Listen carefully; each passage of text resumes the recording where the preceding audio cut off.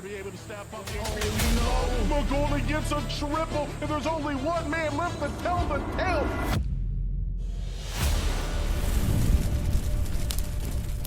Every battleground remembers the past, but today, we choose what comes next.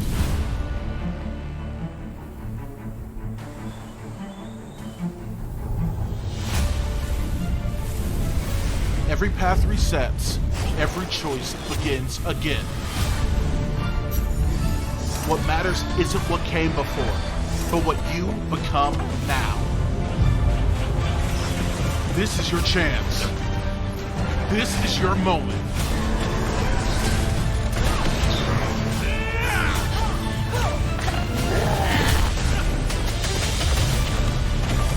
Because a single moment can change everything. This is your beginning.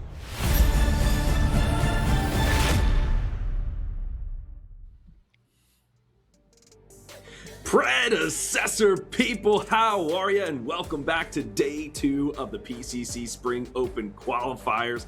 I'm HD Philly B, and with me are some illustrious lads. We've got F6 and Tang. Guys, are you ready for day number 2? I'm super excited, man. I mean, I got up early. That's how excited I am to be here. And you know what? This is going to be an exciting matchup. They told me who was playing for the first series here today, and I could not miss this one. Yeah, so you see those names, right?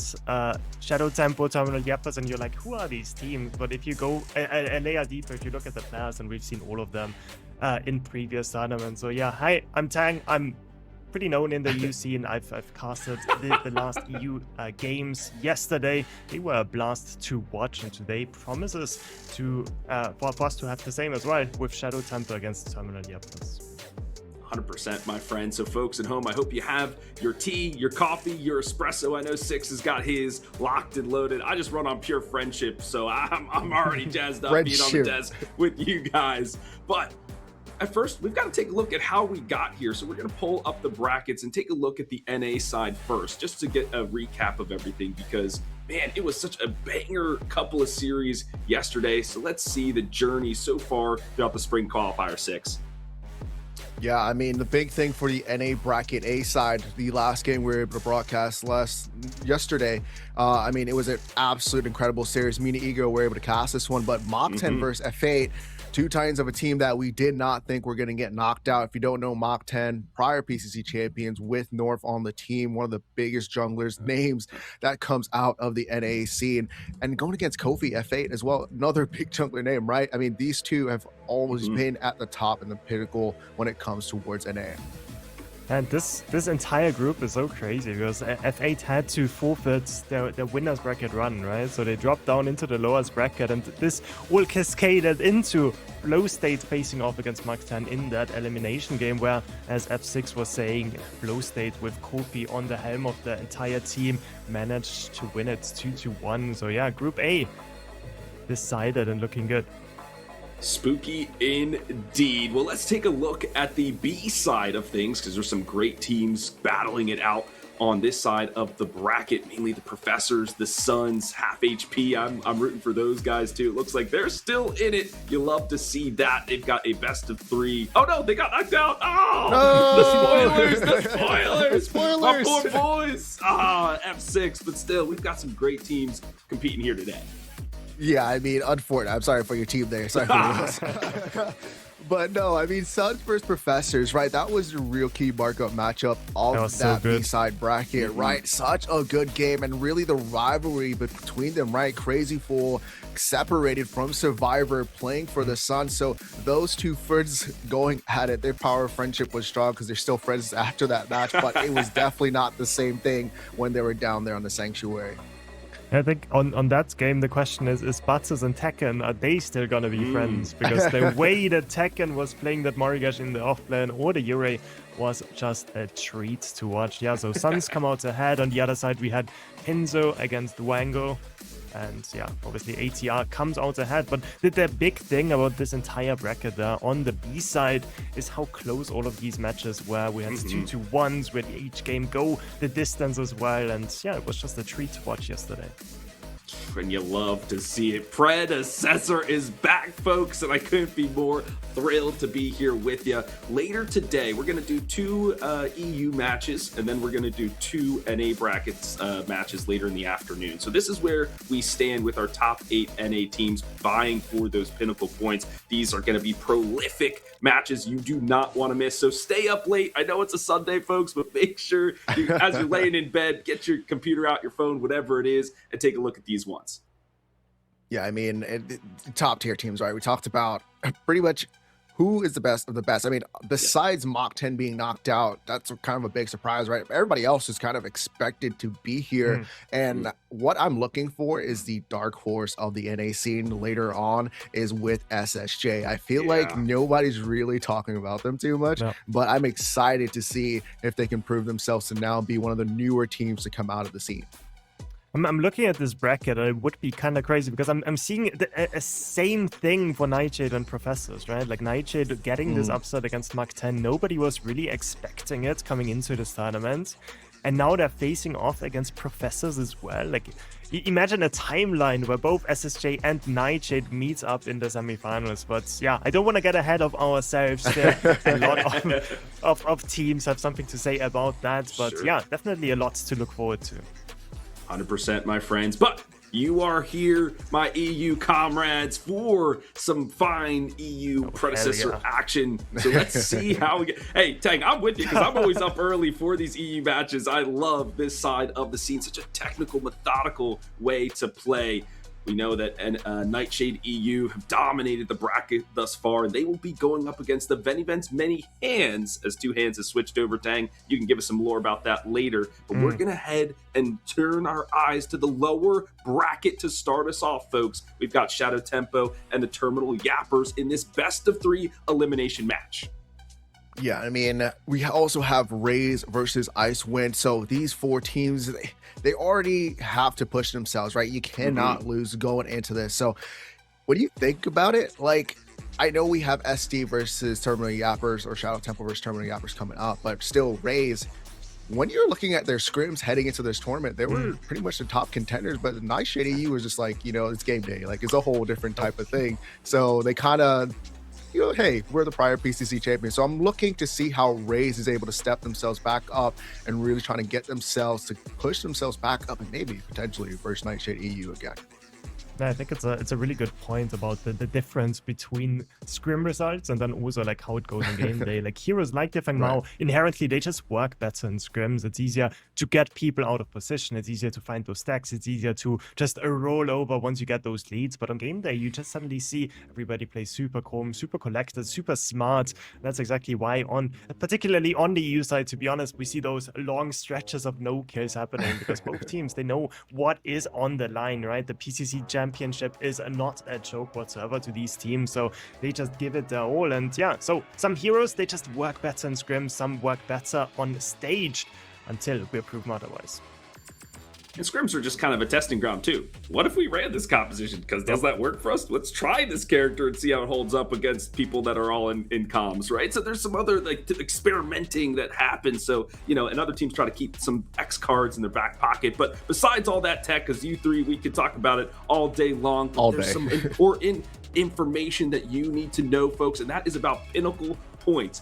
Besides the pride of EU, we've got all the nations, Germany, France, the UK, the Dutch, Austrians. We need some Austrians in here. We're all battling it out for these the pride of EU, but it's the pinnacle points that is so sought after because this will help you qualify for tournaments later down the line, get you into some of those majors like in the summer and in the winter. So very important for these teams. And of course, a little bit of extra cash money in your pocket that'll help you travel to your next ski trip or whatever it is, your next beach location in Italy, whatever it is that you want. Tells me all the EU references I can. But pinnacle points, that's where it's at, Six. Yeah, I mean, we talked about this a little bit yesterday. I kind of want to really highlight the points of the pinnacle points, right? At the end of the year, it's going to be the pinnacle. So these are where the pinnacle points come in. That's where you're trying to get to the top of the mountain. You want to add or get as many points as you can. You want to add these up. You want to be at the top seed possible, right? Give yourself the best advantage to try and come out on top of the championships. if we're able to get a LAN, you want to be able to be there, right? But you also want to be able to be at the pinnacle, right? So if you want to set yourself up to be in the best position, these teams have to start early. You want to place first place here. You want to go into the next first major, and you want to get your points, right? So every single point counts. You don't know what's going to happen in the other 3 tournaments, so you want to get your points while you have it. And it's a beautiful system as well for us viewers, because if you go into one PCC and you're like, who are these teams? Oh, I know these players, suddenly they're playing under a different name. Now we have sort of like an easy way for people to sort of be, not forced, right? But but recommended to stick together. Persuaded. Yeah, encouraged, yes. So everybody knows what's up, right? Those pinnacle points go to the main part of the team. As F6 was saying, they stack up over time. If there's going to be big events later on in the year, those are going to be your entry tickets to participate in those. But yeah, to make sure that we can actually go for these, we do have some beautiful skins as well that we can already see on the bottom with the Murdoch, with the rest as well. Those Victorious bundles, they're going to help us with that. And if you want to look as good as Tang or as swaggy as F6, you want to roll up in some black and yellow, get those Victorious bundles today that help support the PCC, that help support Predecessor as a whole, to help support you, so you look cool out there in Sanctuary. These are skins you need to pick up now. Yeah, I mean, we talked about there's going to be more tournaments, right? We want to be able to play players as much as we can, right? Be able to keep producing the best quality content we can for you guys at home. And we want to have a possibility of a LAN, right? We want to bring people all together at one place. We've had a community one before, but let's go big. Let's go big in 2027, right? So this is how we're going to be able to do it. I mean, you're also going to look stylish while you're in those games. Yeah, just think of these skins as not only you looking good, but also like you supporting the community, making sure that our players can play for like real prize pools, can play in big tournaments, can participate in a LAN as well. So yeah, those things is what keeps the community alive. So really happy with Omeda making all of this available with those Victorious esports bundles. So if you haven't checked them out in the store yet, I highly recommend you guys to. Absolutely. If you want to see 6 and more swaggy shirts, he needs to get these special bundles. All right, folks. Well, keep tuning into your screen because we have some more giveaways for you. F6, he works some magic over there with Omeda Studios. He said, hey, we know we got these bundles, but there's some more special things we want to give to the community so they can rep PCC, spread the word far and wide to everybody who's playing Predecessor. I know I took a picture of this yesterday, got my icon and banner right away. This stuff, you just got to pick it up right now. Just log on, go do it. I mean, it's free, guys. I mean, go ahead, claim it. You guys want to have exclusive stuff. This is one of them that you're able to get into the game. It's only going to be from the PCC streams. So if you don't pick it up now and it goes away, I'm sorry. But this is me trying to push these stuff out to you guys. And there's going to be more to come throughout the rest of this year. I promise you.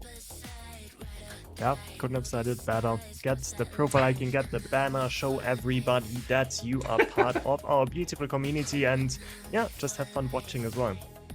Yeah, Tang and I were putting these codes in yesterday. Make sure you put the little dashes in there because that was giving us some trouble. So put it out in its entirety. And also, if you want more, tune into the stream because you will get Twitch drops. That is something we've got to highlight even more. Yep. Watch the stream, get your drops, loot cores. That Gideon skin, what? Especially how good he is right now. You know, you want to be looking good in the battlefield of Sanctuary. So with all that out of the way, my friends, there is one more thing we have to show you, and that is a very special video that gets us hyped up, that will get you hyped up and get the players hyped up for this best of 3 elimination match. Nothing specifically to anyone other than, you know, I hope Predecessor comp goes well for the year. I hope people enjoy the content that gets put out with, like, you know, these interviews, other things that they, you know, PCC ends up doing, or Omeda, and just, you know, the tournaments overall. Yeah, you know, I was gonna do it, but I'm gonna need, you know, we, like I said, you know, we didn't have much time to prep for the Gazoo tournament, so I'm gonna have to get my Grady get back, bro. I'm gonna have to get my get back on my boy Grady. And I brought this out at LAN, man. It wasn't my belt, but, you know, my boy Big P, you know, he gave me his belt for the interview at LAN, so I'm looking to bring this shit back out, man. Like, you know, on a real note. The only teams that I want to call out are the teams that are ahead of us. And the first rock and the first stone that we have to step over to win this thing is Pinzo's team. All that remains, I'm coming for you. These mid laner players are freaking boosted, bro. If you are picking Argus Gideon every game, you are boosted. You are not that good. When the meta shifts, you will be bad. I'm sorry, it's the truth, but you are boosted. Just the way it goes, man. It's like all the offlaners that could only play Yuri. Like, oh no, Yuri's not #1 anymore. Now they're bad. Like, who could have guessed? Tune in and definitely check our team out because I think we can beat any of the teams on the tourney day. Calling out the professors. They picked up Appy.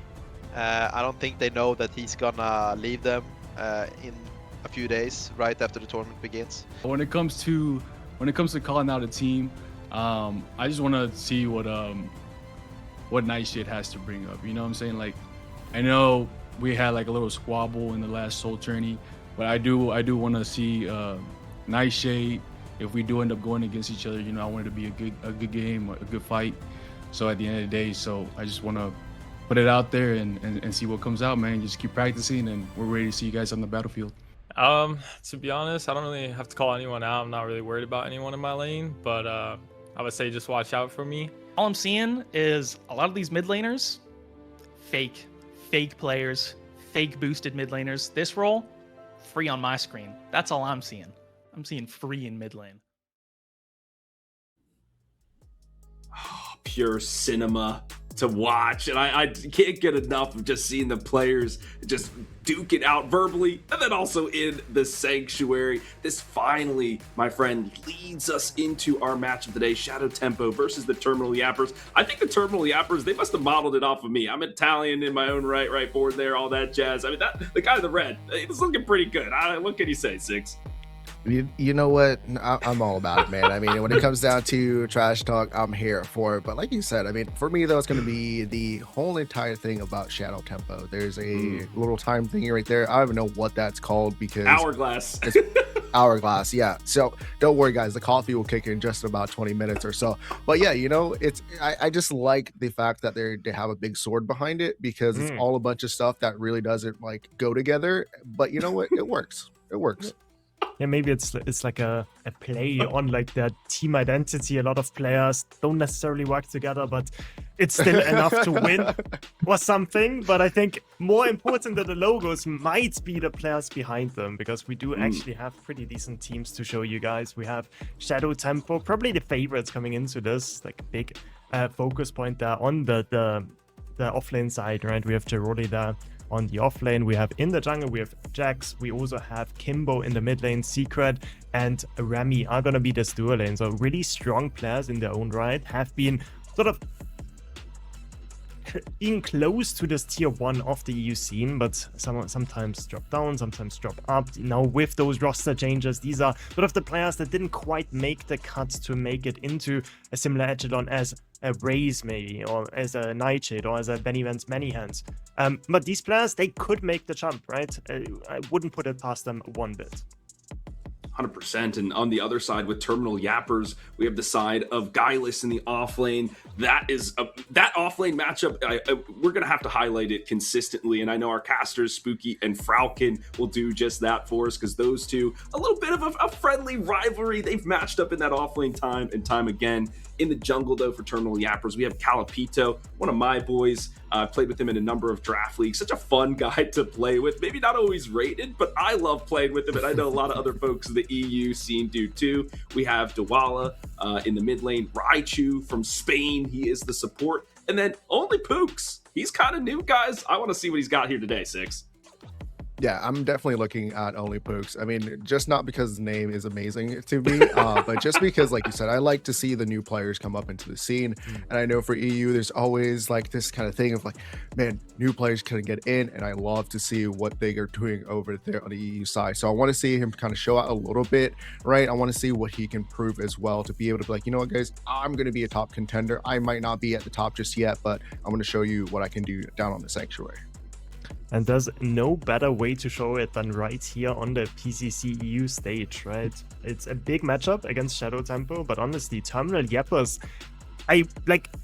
I said Shadow Tempo might be on the cusp of reaching this highest tier in EU, but Thermal Yappers, they can really shut them out right there with all of that yapping going on, whether it's a Guileless or the rest. All of them love to talk big, and now it's time for them to show it as well in the game. Yesterday, we did mainly watch the NA side of the games. Now we are going to have a treat of EU, and we're already going to see a big difference because now the picks and bans, they're going to change completely. We did see a lot of priority towards the support pool in NA. Now it's gonna be all about these offlaners, all about these junglers instead.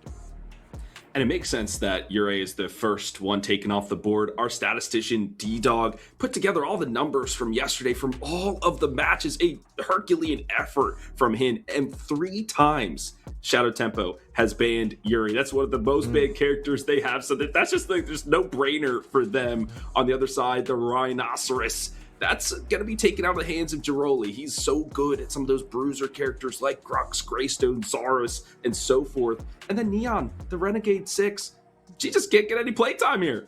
Nope. Man, as soon as 1.12 hit, they're like 1 week. PCC comes up, you're not playing anymore, Neon, you're done. But I mean, there's a reason for that, right? She's really strong, especially once she gets that 1 item spike. I mean, she starts to get into the game, even with the slight nerfs coming in from the last patch. Some people think it's a nerf. To me, I'm thinking that thing's a huge buff. She is unstoppable. She's able to delete ADCs. Anybody that's squishy enough, once she gets that 1 item spike going into the middle of the game, I mean, you just cannot run away from her. But that leaves a big power picks open. Like, I'm looking at the Gideon, pretty much always first pick, first ban in NA, and this Rampage as well. I think this Rampage pick has pretty much always been picked first or banned away, so leaves a lot of power open. Only one can be picked. I personally would expect something like the Rampage to come in. Not necessarily something that Jax is known for, usually more of something like a Kai player. But I think if you leave a pick open like this, then you just kind of have to take it. As we see here, Rampage picked. Thermal Yappers, they can respond pretty well though. This Gideon still open. We also saw a lot of Argus focus yesterday as well. Aurora can be flexed in several roles, really strong as well. Second pick though, I'm really thinking it's going to be this Gideon. What's so interesting, Tang, is, and you were debriefing us a little bit and through our notes and things like that, are Secret and Raichu, they're actually more of these melee support characters. Yep. So the fact that they are prioritizing the Aurora and the Gideon, or the Aurora and the Rampage first, makes a ton of sense, because we've seen Secret and Raichu play these characters in that support role too, and they could go jungle, they could go offlane, very flexible. And Tang, that's why you're the analyst extraordinaire. Gideon is the next one picked up, the Cosmic Wizard, here to open the black hole and demolish everybody. But 6, it's the Reptilian Gladiator who's the next to be picked up.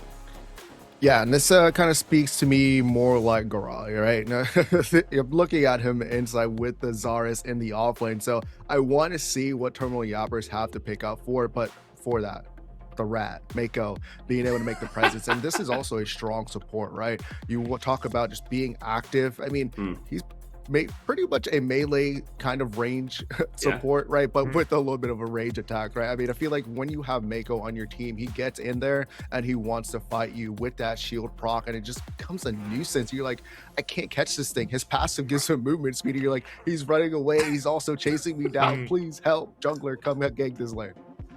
Yeah, and I can see in my inner eye, I can see Raichu complain, like, this was supposed to be the 2 tank supports facing off against each other, and this coward picks Mako into me. The mental game has already been won, but yeah, obviously Mako making it through to the second rotation is kind of crazy. Usually we see it being picked up a bit earlier. Acheron being picked up. Guileless absolutely loves this hero, usually always plays full AP, doesn't give a damn about any armor or anything. He just wants to make sure to get those kills with the ultimate, with the Devour, whatever he can do.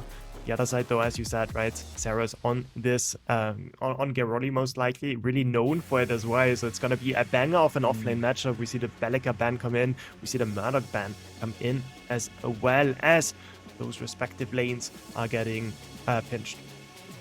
And it makes sense for Shadow Tempo. They've done their research to take off the Murdoch, because only Pooks his hero pool's a little suspect. Murdoch, Twin Blast, and maybe one other here or there, but it's mainly Murdoch that he has been playing. So try to hamstring that lane even more. Something I love about tournaments, guys, is that we see the meta evolve over the course of a tournament because people are playing so many matches all in one concise moment that you can see people say like, wait, maybe this would work. And Belica has kind of risen through as this mid lane shutdown kind of character, and Kimbo an aficionado at the Belica, which is why it's taken off the board, but it will be the carries selected up here next, Six. Yeah, the carries being picked up, Kira and Twin Blast, right? I mean, these two heroes with Kira, you have that kind of burst carry, right? She's looking to 0 to 100 you at any point. Then on the opposite end, right, here comes TB. I mean, he kind of still has kind of a burst when you kind of fight against it. You're like, oh my God, where did I go? But it's more of that sustained DPS, right? Being able to use your Vortex Grenade, just getting the ventilator off and just completely destroying your enemy from range. So that's going to be a matchup with Twin Blast being able to play that space, right? With the Kira being like, you know what, I'm going to be able to close this gap with my burst, with my new passive. Little Scarecrow comes out. It's pretty cool animation. But like you said, that's going to be a real battle test as well. I know we talked about the off lane, but I really want to see in this carry role with the duo as well, just going in with the supports. I want to see how they're able to battle and match up and see how both of these side lanes can really push themselves.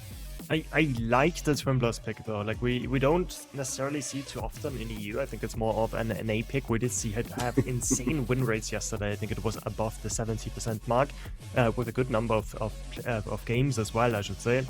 But this Twin Blast also allows Raichu on this Aurora to just rotate over wherever he wants, should give only Pooks quite a lot of comfort to farm, use those grenades to just get those minion scores as well.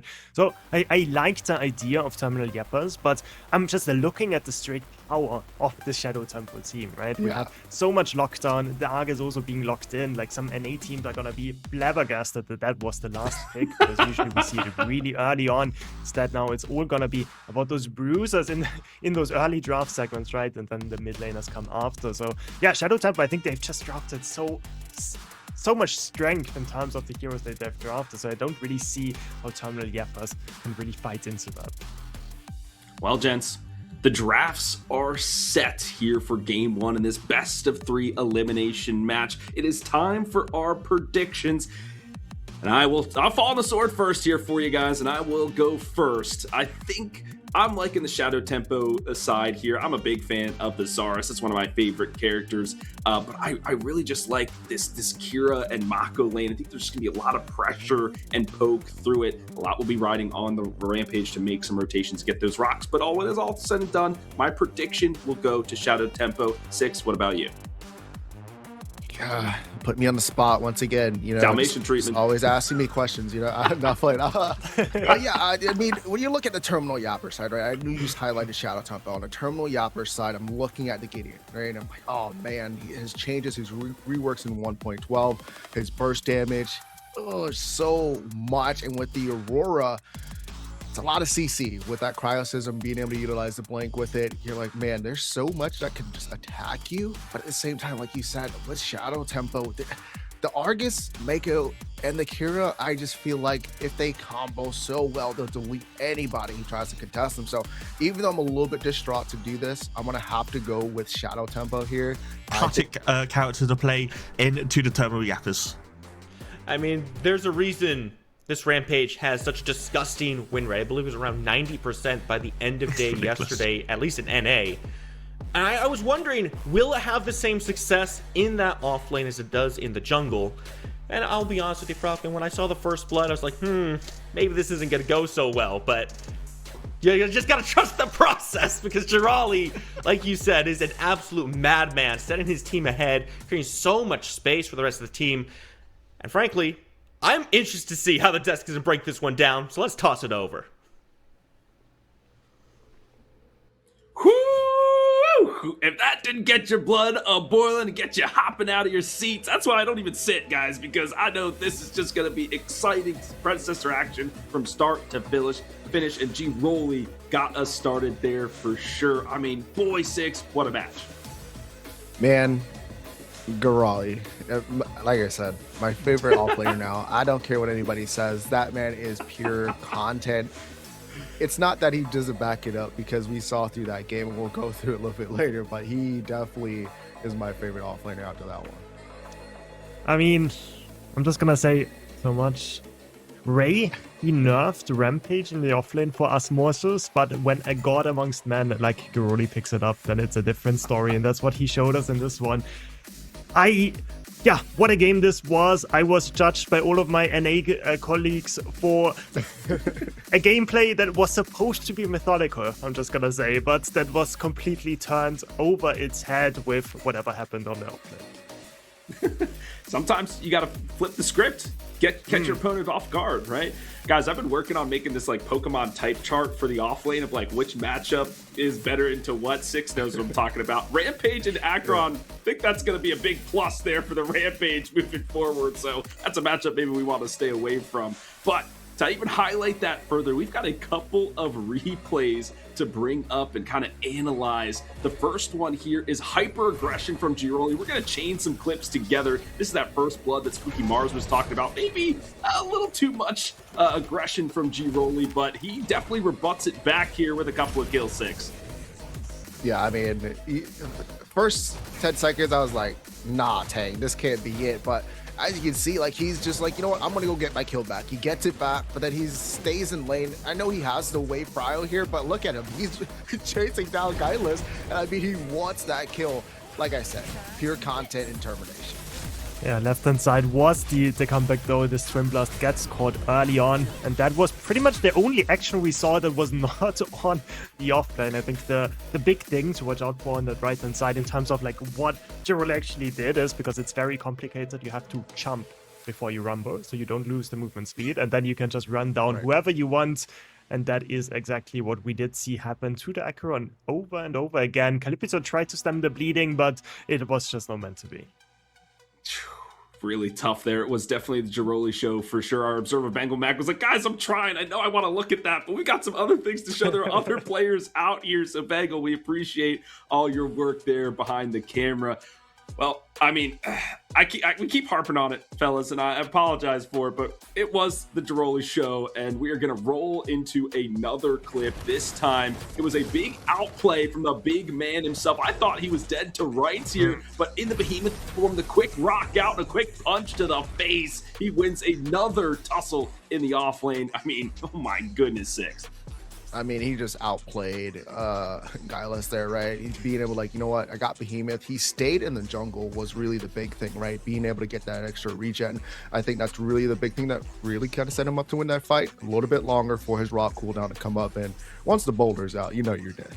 Yeah, I think Guileless just didn't expect him to actually have enough mana for this boulder, but of course, if you level this Rumble, then your boulder is gonna have super low mana costs, and yeah, that is what decided this 1v1, where Guileless was actually a level up, right? Like, Guileless was still in the game at this point.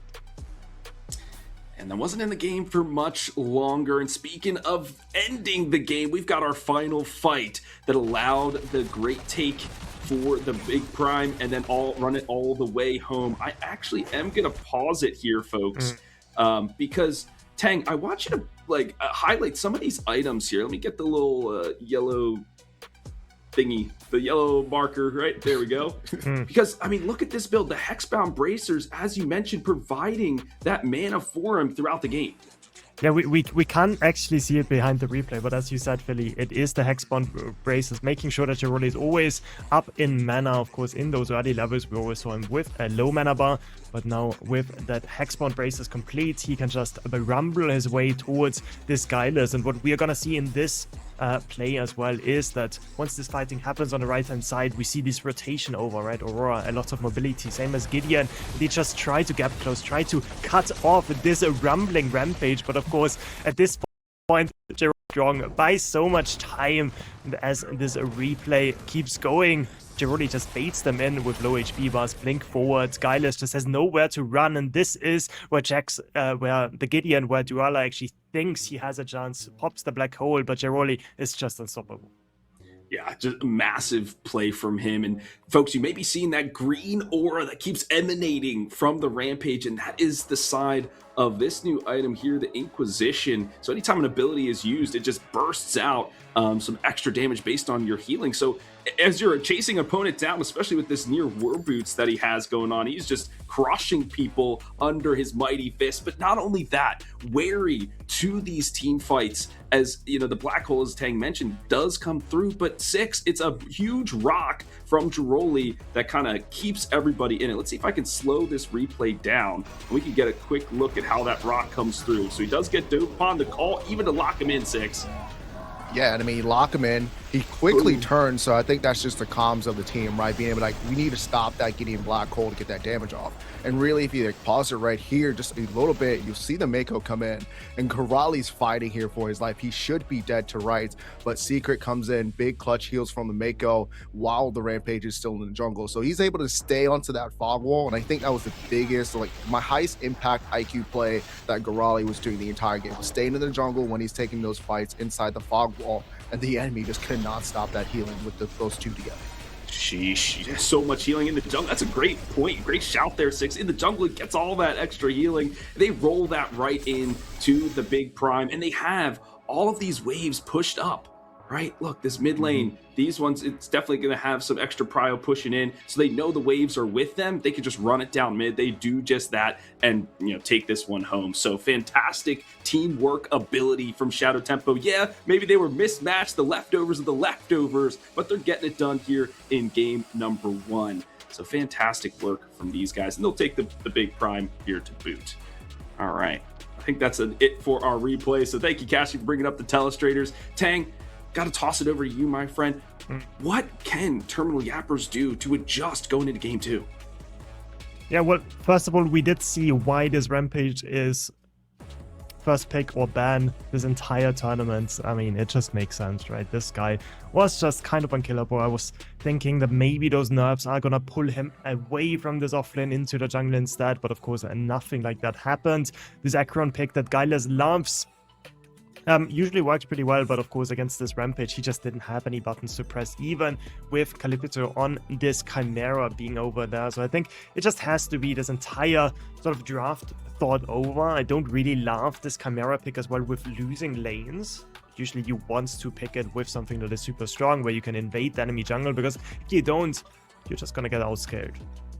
Makes sense to me. F6, Shadow Tempo, one more game to win to move on to round 3. What do they got to do?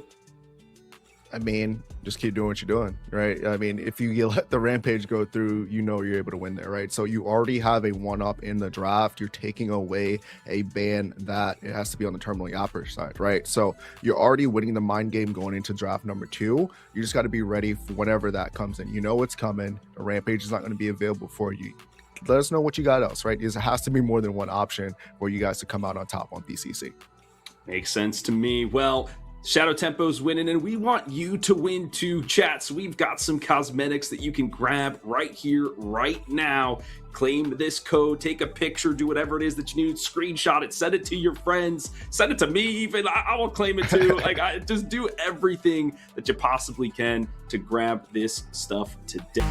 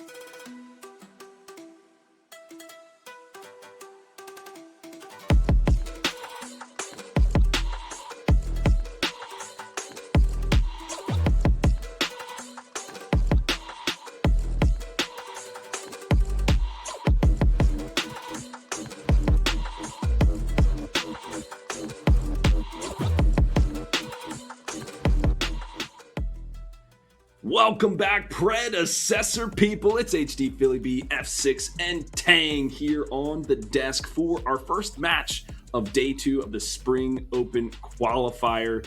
We thank you for your patience as we head to a quick break, but there are some plat code giveaways we need you to do, lowercase EU in the chat right now. You can see everybody spamming it. If you want to earn yourself 1,000 plat, that's definitely enough to get you one of these esports bundles, like for each specific role, because they're on sale now for only 906.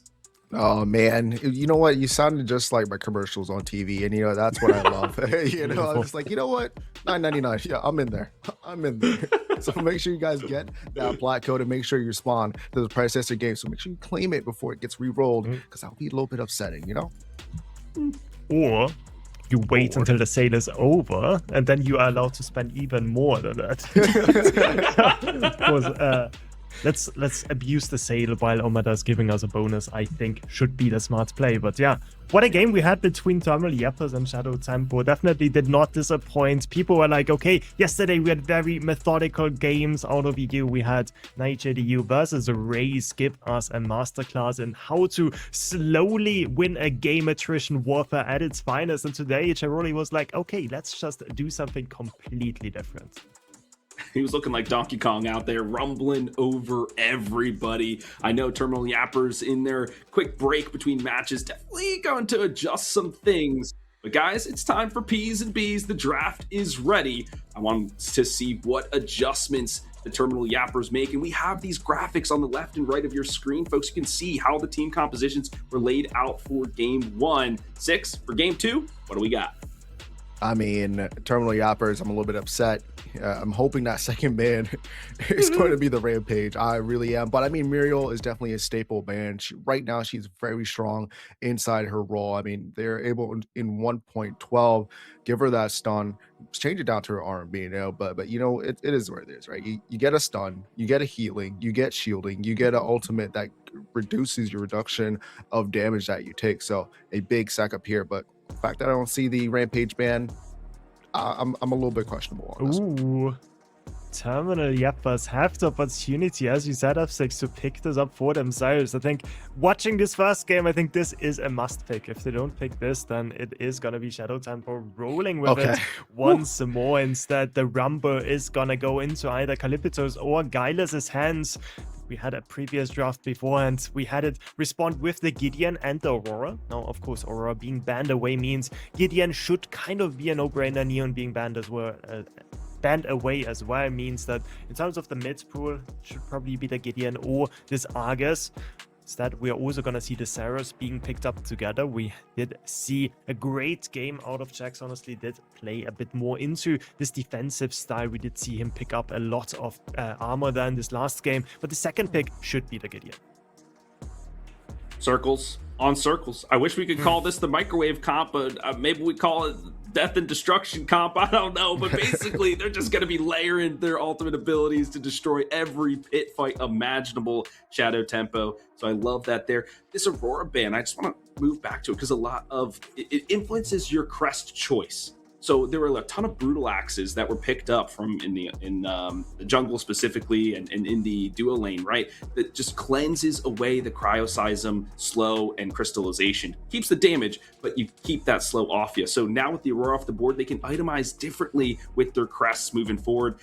Jiroli, guys, this is his top, or not Jiroli, this is going to be Guileless probably on the Grux F6. This is going to be exciting. Yeah, I mean, the Grux last game was banned out, so now we get to see the big man himself with the Stampede coming in with the 1.12 chain. So I want to see how he's going to be able to utilize that with the Murdoch as well, not being banned out yet, because they usually say that for the third phase. So I'm kind of excited to see what Terminal Yappers are about. I know for Pooks, he was able to kind of show out a little bit on that TB. So being able to pick up this Murdoch, more a little bit on his comfort pick, want to see if he could really show out and kind of keep Terminal Yappers in this one. Maybe possibly get a game 3. I'm surprised with this Murdoch pick. We still have some high priority picks like this Mako available as well, but as F6 was saying, Murdoch kind of the comfort pick of only Pooks. That's why we did see it happen.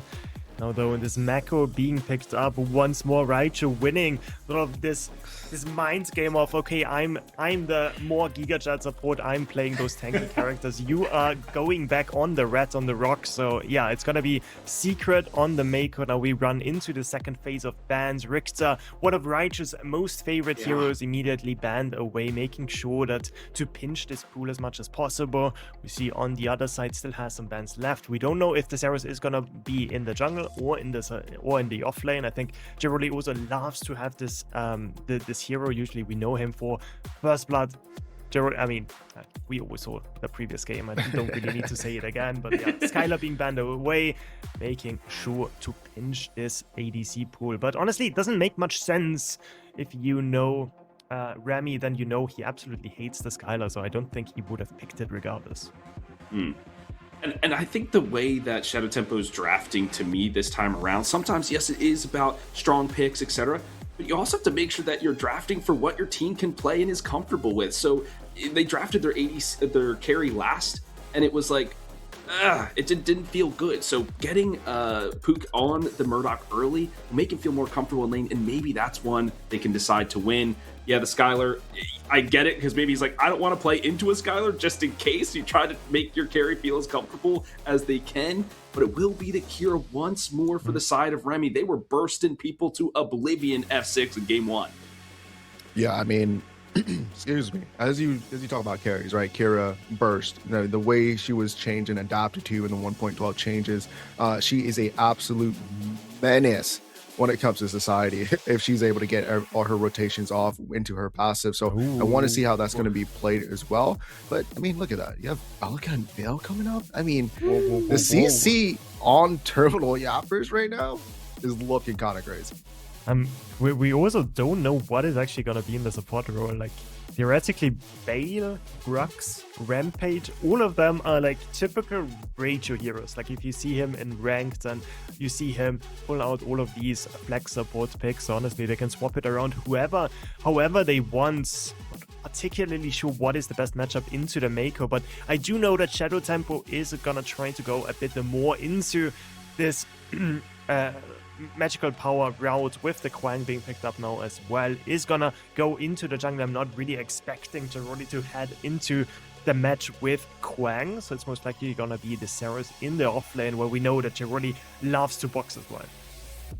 Something that's interesting, though, for the Terminal Yappers is a lot of physical power here, lads. I mean, really, the Bellica's the only one dealing the magic damage, so that's gotta have to deadlift the team, or maybe she could be the X factor. I'm feeling, now that I'm seeing the whole draft laid out, it's going to be the Rampage here for Raichu in the support. He loves to play this character. That's where I'm saying he's no crazy fool playing Grux in the support just yet. Maybe we'll have to learn from him on the NA side. But guys, it's time for predictions. We've said enough.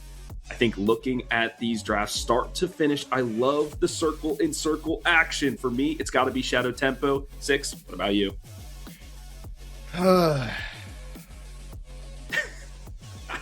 Yeah, I'm gonna have to go with Terminal Yappers here. I mean, I've seen Rampage go a little bit too crazy, but on a real note, what I really like is what they can layer, right? It's a very easy to execute kind of comp. You're like, hey, if I don't hit rock, we're not doing anything. If I don't hit a Bale ult or size, like, everything is so basic onto that layer that like it should just be easy to execute. Meanwhile, on the side of Shadow Tempo, you still kind of need a little bit more to happen, right? You kind of want to have that Coliseum into the black hole, but at the same time, you got to also make sure blinks are down for that really combo to work. So I want to see how they're able to kind of utilize that. Shadow Tempo played exceptionally well, but with this Terminal Yappers team, I'm going with the ease of execution to be able to be the factor that keeps them in this. It's really speaking to Terminal Yappers. Lone Calapedo cannot survive. It's Guileless and only Pooks. A triple kill for the Kira, and he's looking for a little bit more. Giroli leading the way. Kimbo dropping rocks and Mako shooting some too. Giroli finds Pooks, and everyone dies. The Terminal Yappers are terminally dead. A quadra kill for Remy finishes the game.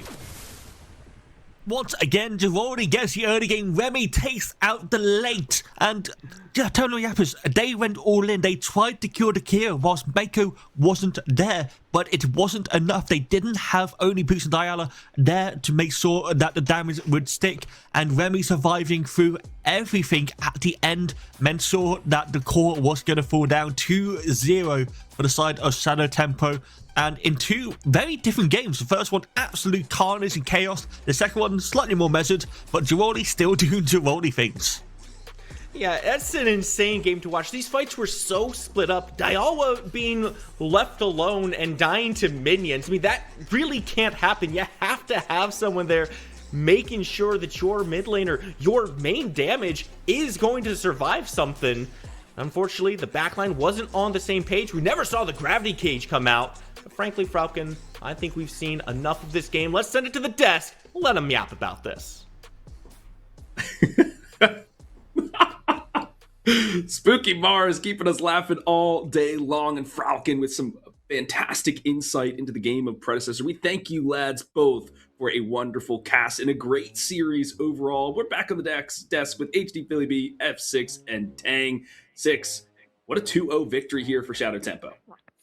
2-0 victory, and I mean 2-0 in my heart because Gorali once again has proven to be the MVP. No matter what he's doing, I think he has that methodical gameplay that Tang was mentioning. Might not be methodical to us, but Gorali knows what he's trying to accomplish, and we see it time and time again.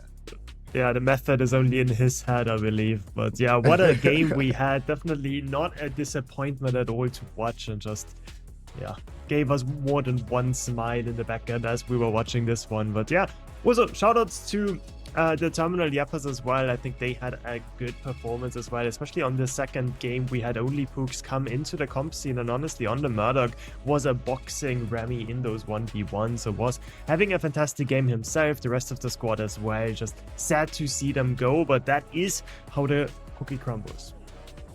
Tang, as you mentioned, a lot of no way kind of moments for us backstage in the green room. And so we have a couple of replays to show you all what we're talking about. The first will be a 2v1 by, of course, who else? Giroli. He dodges two ultimates here. It's a crazy... I want to make sure we slow this down. Look at that jump, folks. That's crazy. Hold on. Can I rewind it here, Cashy? I think I can. Let's see. Put it in reverse and play. Okay, got it.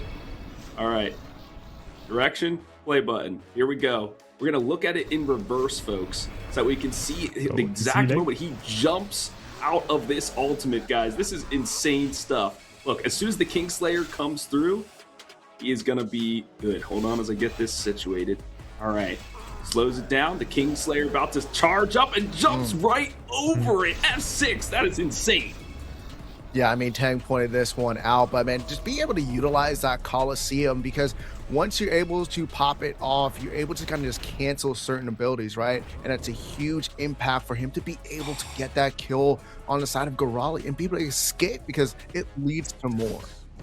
And it's not only the first time where that happens, right? Like, we do see those Gironi outplays over and over again. This time, Guileless chains him in, gets the Murdoch snipe as well, but at this point, the wallet difference is just a bit too far. So Gironi wins this one out, even though we see those good attempts out of the Terminal Yappers. Finally, some action in the duo lane here, gents. It's a huge just amount of rocks being tossed by everybody, but it is the veteran Remy who just boxes out everybody, gets a double kill for themselves. The Kira, that burst damage, as F6 mentioned, just going insane there in the duo. Just so many highlight plays throughout the entire game. I mean, like we said, Gorali with the outplays, and definitely a little highlight there for Remy being able to box up there, because he blinks, gets behind the Rampage. Rampage is like, where'd the Kira go, right? And then there's Mako to be able to help support, taking the body blocks, giving the heals, just so that burst could come out from the Kira. And I think Sorry, Tang. A lot of team fights here, friend. In this one, uncharacteristic of NA, especially, or EU rather, so early on. But this was a 3-for-2. I'll let you break it down. Let's get this one started. I'll get the replay going here. Yeah, this was a pretty split fight. It always starts off with Kimbo getting caught, so now this is the point where you think, okay, Shadow Tempo, they're gonna back off, but of course Giroli has none of this, just walks in, knows that Jax is on the way as well, just buys time. Huge. Slowly but surely, this Mako makes the entrance, big ultimate stuns onto 3, and now we see Giroli just surviving through everything, and this is where it all changes. We see the Colosseum go in, survives much longer. Guileless tries to stop him, but it's just impossible. And in a match where Inches decides sort of like how it goes, like this is just exactly what we are talking about, right? Shadow Tempo come out ahead in this team fight, even though it was supposed to be a man up for Terminal Yappers. And this is where, like, we were screaming, no way Giroli survives this, right? In that fight, he pulls the Bellica out of position just to secure the kill, and then she gets caught out because of it, just because they had to expend everything to take this Gladiator down. This Zarus and Giroli combination, one to be trifled with. Our final clip here is a base defense for the side of Terminal Yappers. They extended this game for another 10 minutes because of this base defense 6. Yeah, I mean, you can kind of see it here, right? On the side of the Shadow Temple, they want to execute, but there you go. Secret overextends. They're able to capitalize on that kill, and they're like, we have the numbers advantage. But Shadow Temple just gets still a little too aggressive, getting confident. They have the inhibitors down, but huge rock. And as they're like, you know what? We can win this fight, right? If they keep overextending, let's punish them, and that's what they're doing here. And I want to highlight just because I like drawing on stuff, right? Look at the way the lane states here.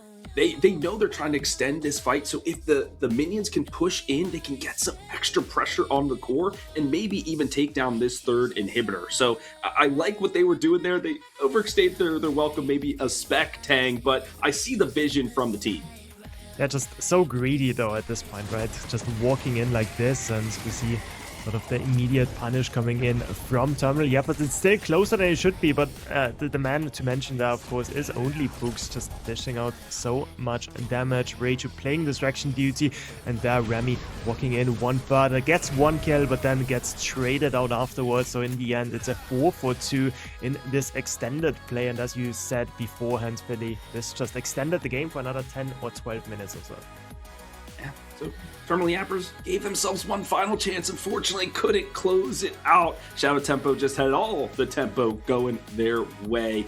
That was a wonderful set of replays, gents. I think we've covered this one enough. We have a special EU treat for everyone. But before we get to that, we've got to send to a quick break. We'll see you on the other side.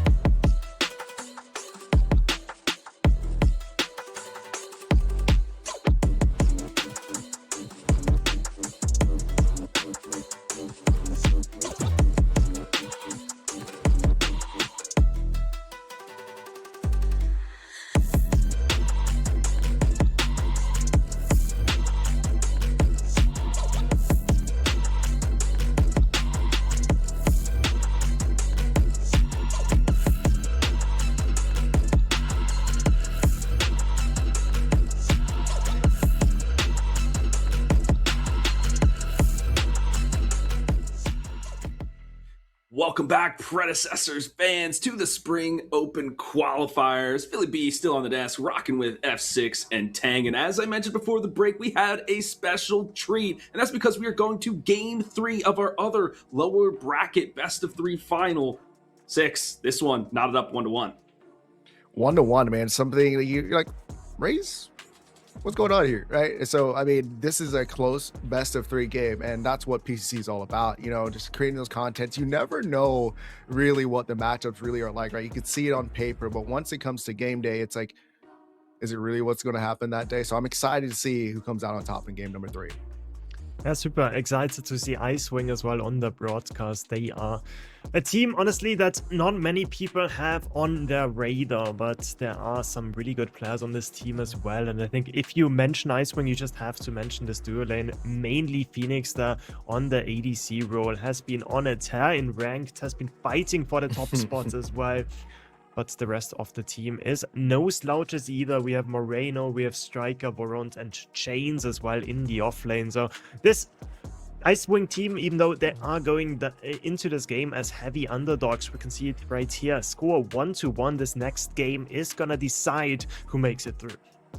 And what usually decides most games is the draft and how it's laid out. So let's get into the X's and O's of it, gents, as we head into the draft at this point.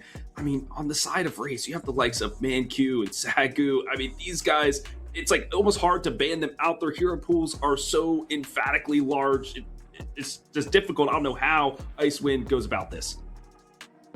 Yeah, I mean, I think it's just about trying to play your own game, right? Trying to get after like what you're comfortable with. That's a lot of the big things I like to see with the younger teams coming in, right? Like, don't make these older experienced teams force you into playing something that you're not used to, because that's when you start to go down. But with the Neon being out of there, once again, nobody's letting that thing through, it looks like. And then the Acheron, which is a little bit surprising for me for the side of Team Race. So, but maybe we have somebody on the side of Icewind here just loves to play that Acheron. Yep, James loves the Acheron there in the offlane, plays him as full AP usually, and does fare pretty well into whoever he plays against. So it's just going to be a respect ban coming in by Raze. They don't really think they have anything too important otherwise to ban away. It's going to be this Yuri taken off the board as well. And I think now it's going to be interesting to see how these teams build their teams. I personally, just as a macro view, I would really like it for Icewing to decide to go for the tankier route, like get a hard carry, play their front to back, try to make sure that Phoenix can carry from that point onwards. For Raze, I want to see them try it again what they did yesterday against Nightshade, play those assassin comps that they're used to and try to build up their confidence if they make it past Icewing. You're right. Being the last ban of the draft for Raze, they played it in game 2 to great effect, but they know they don't have the first pick and they didn't want the side of Icewing to grab it up. So they banned that out for themselves. And Gideon is the priority. Surprise here, F6, because that leaves the Rampage open. Yeah, and I mean, Race picks it up right away. And the big thing is they also get the second pick as well, right? So they can compound that. And what is expected, the Muriel coming out into that support role, like you said, Manq, one of his favorite characters. So I'm right now, Raze is looking like they're trying to make sure they close this one out and hopefully try and get that revenge patch. But I mean, with that Gideon, we talked about the burst damage. We've seen it in the last series that we just watched. I mean, he has the damage for it, and with the passive, with his root, might be able to make some plays, be able to lock somebody down for an extra second.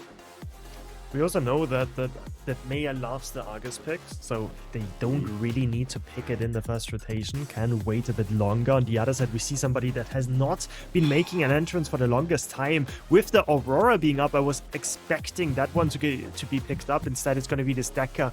Now with the Xerath, make sure to build as many walls on the map as possible. And also, as I was mentioning before, try to get Phoenix as a board that can actually play Mick, right? Make sure that this is going to be a kill lane, whoever ADC they decide to pick up. Make sure that they can play through the dual lane side and make sure that they can get their carry ahead, and maybe they're still gonna be able to burn down this Race team that has now picked up this Grux as well on their team. Oh, that's so scary. Morose on the Grux. That's like peanut butter and jelly or whatever combination you want to say. Tea and crumpets. It's like this is perfection incarnate for him. I'm so hyped to be able to witness this on the battlefield. But I feel like I'm back in geometry class, guys, because I'm seeing circles and circles and circles again for the side of Icewind. I mean, okay, I like the ultimate combinations they can do for this squad. Easy setup, easy execution. That's what they're looking for. Yeah, I mean, big circles. We talked about that before, right? Big circles, easy to execute. So, I mean, I like that, right? What we're talking about. You want to pick something simple you're used to, and this is their comfortability looks like. You know what? We'll have 2 cages up, be able to try and contain people with the Gideon Black Hole. We'll be able to at least have a combo that we can execute if we're able to get the timing right. Surprised with this Bellica ban. I feel like the Argus could have been a bit more viable in that case, since that it's gonna be this double global ultimate Muriel and Murdoch. I'm thinking like a semi-global ultimate like the Argus could play really well into this composition, right? You have the lockdown of the Grux and the Rampage. You can just chain that with the Argus as well, just having a bit more lockdown, a bit more long range damage as well. It's definitely something that they could be looking at. Now, on the other side, though, Phoenix loves the Kira, plays it all the time, and now it's going to be actually picked into a losing matchup into this Murdoch. So I'm a bit surprised by this as well. They have 1 pick left open. Don't know exactly if it's going to be the jungle or the offlane. Saris can be flexed either way. They know it's going to be against this Morose Grux, and so it's going to be this Saris on the offlane, and finally going to see this Boris in the jungle. I mean, we had a wonderful opportunity as a PCC organization to talk to Ray, one of the game designers and developers, and he was like, Boris kind of slept on. Like, I think this guy's kind of good. And so we haven't seen Boris as much as we would like, but I love to see the Russian Bear in this EU matchup. But for me, it's this kind of conflicting ideologies between these squads. I mean, Ray's going for this really dive-heavy composition, right? Send in your Rampage, send in your Grux, make them take a ton of damage, and then Reversal of Fortune on top, just to turn the tides. Whereas I think it's almost a counter dive situation here for Icewind, because okay, if you're diving us, we'll just trap you in a circle, so then you have to fight us, and maybe we can outlast and outbox you 6. Argus, the last one picked up.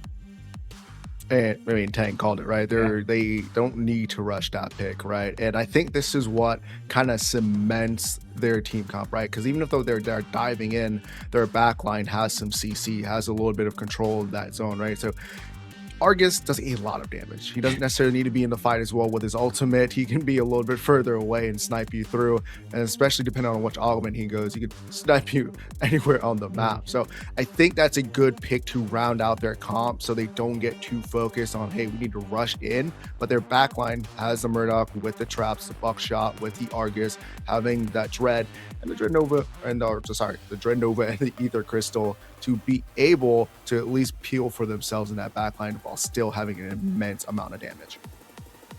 Yeah, I don't love this Icewind composition. I think I think it's decent in theory. I think the problem is just you're playing full dive into a team that plays relatively safe. Argus not easy to dive, Murdoch not easy to dive either, and the Mural is always going to be there as sort of a second life for whoever gets the over. And so I was also talking about like Icewind, they want to have like front to back, big tanky boy. Don't really have that with the Saras and the Boris. So I'm really liking this Raze matchup lineup. I really think they thought about what they want to do. I think it makes sense. It can be pretty versatile in how it plays, whether it's about going for picks with this Rampage and Argus combination, or whether it's themselves going in with the dive, Reversal of Fortune onto the Grux and then just to shred the entire enemy team. Well, chat, you know what you got to do as we head into this game 3. It's prediction time, so put who you're rooting for in the chat. I think as we've kind of analyzed these teams in earnest, I'm going for Team Raze. I like what their composition is doing. High tempo, high damage, good dive ability, big team fight. I mean, they've got it all, Six. Yeah, I mean, you said who I'm rooting for. I'm kind of rooting for Icewind. But at the same time, maybe if we're really going to predict based off of these comps, I mean, you just got to give it to Team Raze. You're talking about a well-rounded comp. You also put in there the experience. And they are going to put on a statement. So Septic is such a strong Murdoch player, was able to basically carry that entire game from the start and dominate the duo side with Manq, allowed Manq to rotate Reversal Fortunes to everywhere on the map. And from there on out, it was just a case of we take this objective, we take the fight, we win everything we want, and we're going to end the game.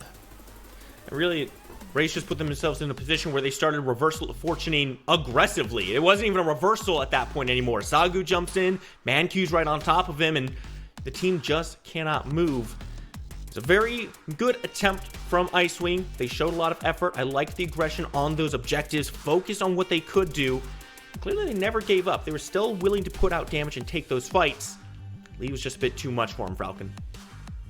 Yeah, the draft didn't help either. Just let Raze have so many strong picks. The Rampage, for example, Sagu just surviving for such a long time. The Rumbling being so useful. And I think the Muriel, as we said plenty of times at this point in time, saved his team so many times. So overall, Raze had probably the better comp and was able to utilize it to its full effectiveness, and will continue on. And I believe they are going to be fighting Shadow Tempo next. Yeah, it's going to be another case of veteranship against some up-and-comers. We obviously, Shadow Tempo's got a few names in there we've seen around, but that's enough from us. Let's send it back to the desk to break this one down. Thank you, gents. We appreciate your service here today, casting some EU predecessor. We are back on the desk, and guys, I feel like we might call this like the Attack on Titan meta or something. There's just the rumbling from this Rampage in each and every match, just destroying people. I have like, that was the most terrible joke I've ever heard in my life. So no, of course not. But Six, I mean, your thoughts on this set? I mean, kind of what we expected, right, from a team, talking about team race, right? Icewind, I mean, they played exceptionally well. They surprised me a lot on the front. Big player for me on their side was Varant. I believe he's like 2 levels up at one point early game above Sagu. So I think they have a strong foundation, but Team Raze, they just have that experience. They have that veterancy.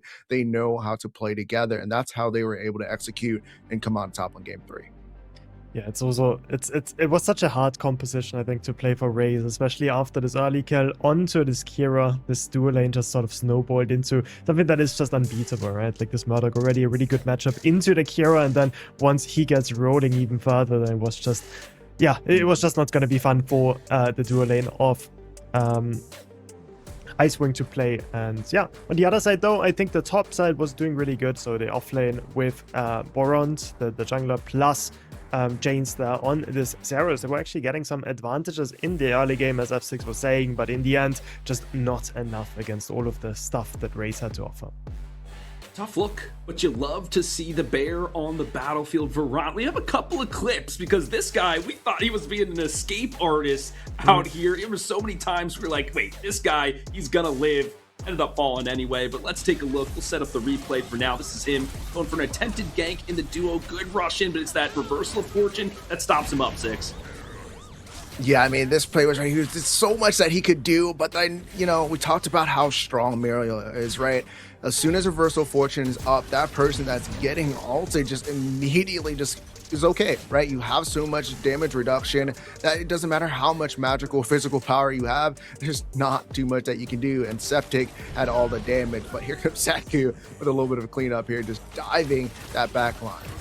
I think this one was the escape play instead. Just a good Ursan burst to get some distance, and using that plant, dodging out on some of Maya's shots. They are good dash away from the rock as well. And then Boris does as Boris does, and gets another play on the other side. We see the reversal of fortune come in. Borond buying himself a bit of time. Colosseum comes down as well, and then they just turn it around. We can see it on the minimap, the Gideon rotation. Everybody walking in to the right-hand side. They get 2 frags for it, but importantly, traded out for the Fangtooth on the other side.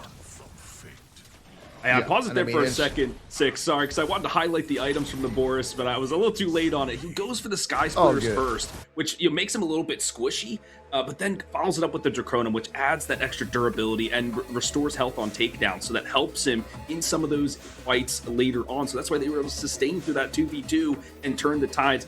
You know, they take a tier 1 tower 6, but they trade the Fang. Maybe not the best trade in the world. No, not the best trade in the world, right? Like I said, it was a lot of good highlights to see how this newer team is able to capitalize and stuff. So there's a lot of, like I said, good foundation, a lot of plays. You could still be proud of yourself if you're Icewind, right? You went against a top tier team that nobody think you can stand toe to toe with, and there was a lot of highlights in there, and I definitely respect you guys for your performance going into this game. There was one more funny player as well coming in on that right-hand side, I believe, that Sarah's getting ganked there, dodging out on all of these snipes from Maya, and then he's like, okay, I dodged the last one. I am safe. No, you're not. The Murdoch just shuts him down. And as the Zaris that was just doing fantastic in that 1v1 against a player like Morose on Grux as well, falling like that just feels painful. I mean, I love the slow motion. He was like the Matrix out there. He's like, I got this. And then just one karate chop right to the back of the neck and he's dead. So they tried their best and then, couldn't get it done. But yeah, so this is a great competition between these two teams. We still have more EU action. We have another matchup. It will be Team Raze again versus Shadow Temple. I do want to take a look at the bracket though, lads, just to see how we got here and what matches we have remaining. It is this lower bracket final that we have coming up next. Yeah, I mean, Nightshade EU, many men, many hands. Many men's just going to take just waiting for their chance, right? They want to see who's going to come out from the loser bracket here, who's going to be within that contention to go against each other. But for me, man, I think this matchup that we have coming up next, this one's going to be a pretty close one. I feel like Shadow Tempo is a little bit newer, but I feel like they're going to be able to go hand for hand, band for band, going against this Team Raze. We did also have, leading up to this PCC, have a few cutting to the cores with Import as well on there, right? The captain of Nightshade EU, and he was mentioning how Shadow Tempo is a team that could be sort of the black horse leading into this tournament, and we've seen the strength out of them in the previous games on broadcast. So yeah, Shadow Tempo definitely wouldn't put it past them to make an entrance, especially with Raze looking a bit shaky in these first few matches they've played. Well, folks, it wouldn't be a PCC without your help, and there's something that you got to do, and that's log on to the servers and get some victorious bundles. Be the victor out there in Sanctuary. There's a lot of great packs for you to take. Even if you don't buy the whole bundle, you just buy one skin because you're a huge Sparrow main. You're like, I love that character, want to rock the black and yellow. That helps. Every little thing you can do to support the scene, support yourselves. You got to do it. You got to do it now. I mean, they are on sale, so I mean, if you get any type of discount, you might as well take the advantage of it. We're giving away plaque codes throughout the stream as well.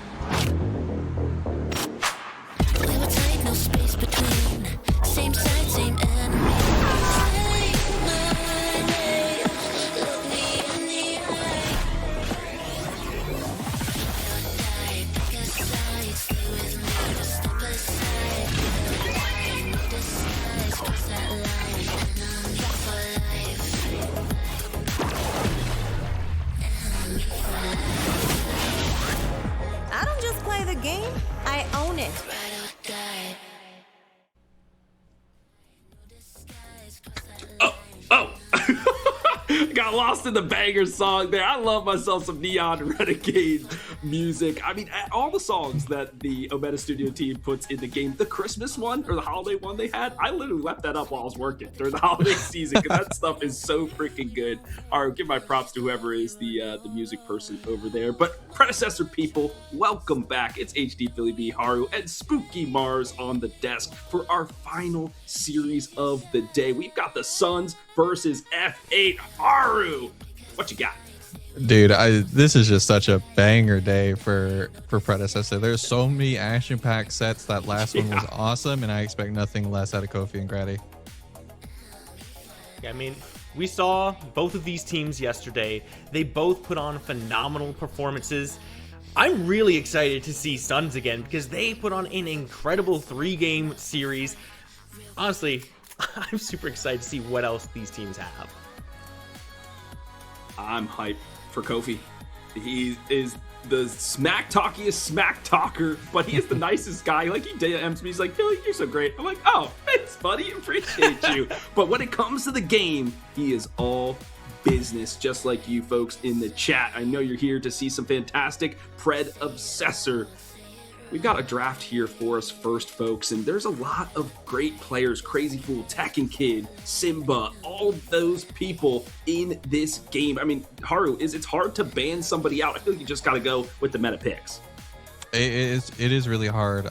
Recently in the past, F8 has been target banning France specifically by getting rid of all of the meta mid laners, being like Neon, the Gideon, the Argus. So I'm curious to see if they're going to continue doing that. We are seeing a Mako ban, which is pretty standard, along with the Morigesh. Both are very, very annoying to deal with. So nothing crazy yet. What are your thoughts on that, Spooky? My thoughts are I want to see Rampage gone. This guy's been like a little terrorist throughout the entire tournament. And look there at you that. go. There you Suns go. are going to answer me. If I could get a Neon ban in there as well, I'd be very happy. It might be because I'm biased against seeing Neon 3 times in a row, but, you know, she's also just a really strong pick. Do the drum roll. Oh, we'll get the Cosmic Wizard instead. All right, that's fine. We'll take it, which means the Neon is up. Will Suns prioritize France in the mid lane, then kind of go from there? I mean, Tekken, I would love to see him on the Crunch. Crunch, not so great. It will be the Neon. We already knew that. It's like we've read the script or seen the game or something like that. I don't know. But it will be the Neon Renegade. But with the opening 2 picks here for Flow State, Haru, what do you think they're going to do? Oh, I mean, I was going to say the Argus. I didn't have time, so now I look like a fake. But really, it just depends on what they're wanting to get. There's a lot of really good picks for this team. There's something like Morn, which enables players like Kofi, like Cure. The Beyblade could always make a return, or sorry, the Cure Blade. So it's really up to them and what that team personally prios. Yeah, I'm with Haru. I would really like to see the Morn come out. I'm a big fan of picking your front lines before you show both of your back line. Apparently, Flow State disagrees with me, but personally, I feel that reveals far too much of your draft because it now becomes a lot easier for Suns to pick what they want to dive with. They know who their targets are, they can now pick accordingly, and then they can also pick the front line based on what they're looking at right here. A shield or a steal could go hard into the Skylar as well, just put the shield wall up and avoids a ton of the damage. We're getting the Morn, as you mentioned, Spooky. This is kind of the difference between the EU and NA side. In EU, we didn't see Morn at all. Not even once, not even banned, not even nothing. They I guess, don't like trees or something. But the NA side, we love ourselves a good tree. And so the Morn is here to stay. Could go offlane, could go jungle, could go support, probably support.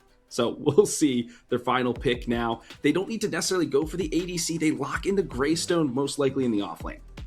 Yeah, absolutely. I mean, you're joking about the Morn, but Grady has been known to play it in the jungle. I'm not sure if the team has vaulted it quite yet. They've had some mixed results on that one. But it's always an option, right? For F8 here, I'm assuming that they're going to pick... Actually, no, the Argus could flex mid or support. I'm assuming for their last pick here, they want to do something that can be flexed just so they're not showing all their cards. But they are going to elect for the Shimbi. I would assume that's going on Kofi, but as we saw in the last set, it's also very strong in the offlane. So it could really go either way. I mean, this definitely feels like a Kofi pick to me.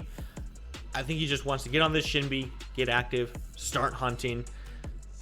I'm looking over at Suns right now, and this feels like a rather difficult team to make progress into, especially with this Skylar here. Typically, yes, you can just start shredding through the armor, but with the Eclipse turning off the lights, making it that much harder to find a target when you're up in the air, Greystone having that second life as well, the dive here is very good from Suns. They can choose where to be aggressive, and I think Flow State needs to be very careful of their next couple picks to make sure they have the tools to mitigate them and not allow Suns to just run wherever they want. The Ice Queen, the Control Maestro. Maestra? Maestri? I don't know. The female, whatever that is. The Maestress. Thank you, Speed. You're the wordsmith. I'm just the guy that says some stuff. Being taken off the board. The Shimbi, though. Proficiency, we saw them play that in the offlane for the professors during the LAN in August, and very good on that character. And I like the matchup into the Greystone, just pummeling him with magic damage. It will be the Terra to add some more durability to that front line. But Haru, this Yin has been consistent in the ban phase for the NA side. I need to hear your thoughts. I mean, it's not a surprise, right? It's a pocket pick for both Grady and Kofi, both of which had absolute runaway performances in this tournament. So I'm assuming that they're banning it just so that they don't have that avenue as a way for Grady to carry the game. I'm a little interested to see the Terra pickup. It's not a Kofi character. I will bet money that the Terra is going into the offlane just because I don't think I've ever seen Kofi play it. But it's a really bad matchup into the Greystone, so I'm not really too sure why they're electing to pick it. And for those who don't know, it is a bad matchup just because Greystone's just able to build items like Basilisk. It's a core item for him. It not only shreds Terra's armor, making her squishy, but it's also making her do less damage because all of her damage scales off those procs that she's getting. Yeah, the type chart not in Terra's favor on that one. Let's see what we lock in for the Suns as a final pick here. Still looking for that jungler. It's going to be Zaris locked in. Obviously, there's some flex potential between Greystone and Zaris on who goes off, but based on Haru's point, I think it kind of speaks for itself there. One final pick for Flowstate. I want to see a support come out from them. I want this Argus to be in the mid lane. I don't think I prefer it as a support here. Something like the Steel could do some work. I was actually hoping for Aurora before it got banned, but options get a little bit more limited here. Yuck. What? Flying hamster guy? Like, what the heck? We have not seen the howitzer at all. I feel like throughout this, I think Shin played it once on Nightshade EU yesterday, but this guy's so vulnerable to ganks. I mean, incredible amount of burst damage, but you have to scale into the game. Haru, this is one heck of a last pick. It's an interesting one for sure. I'm not too sure what they're going for. Maybe Simba believes that it's a good matchup into the Neon, but realistically, on the side of F8, they're lacking a lot of consistent or reliable CC, I guess I would put it. Morn being, you know, a big guy, big circle, it's hard to mess up comparative to the Argus, where it's really reliant on the support player to hit that consistently. In terms of predictions, I think I have to give my vote to the Suns here. I think they have not only an easier to execute draft, but it just makes a lot more sense in terms of cohesion.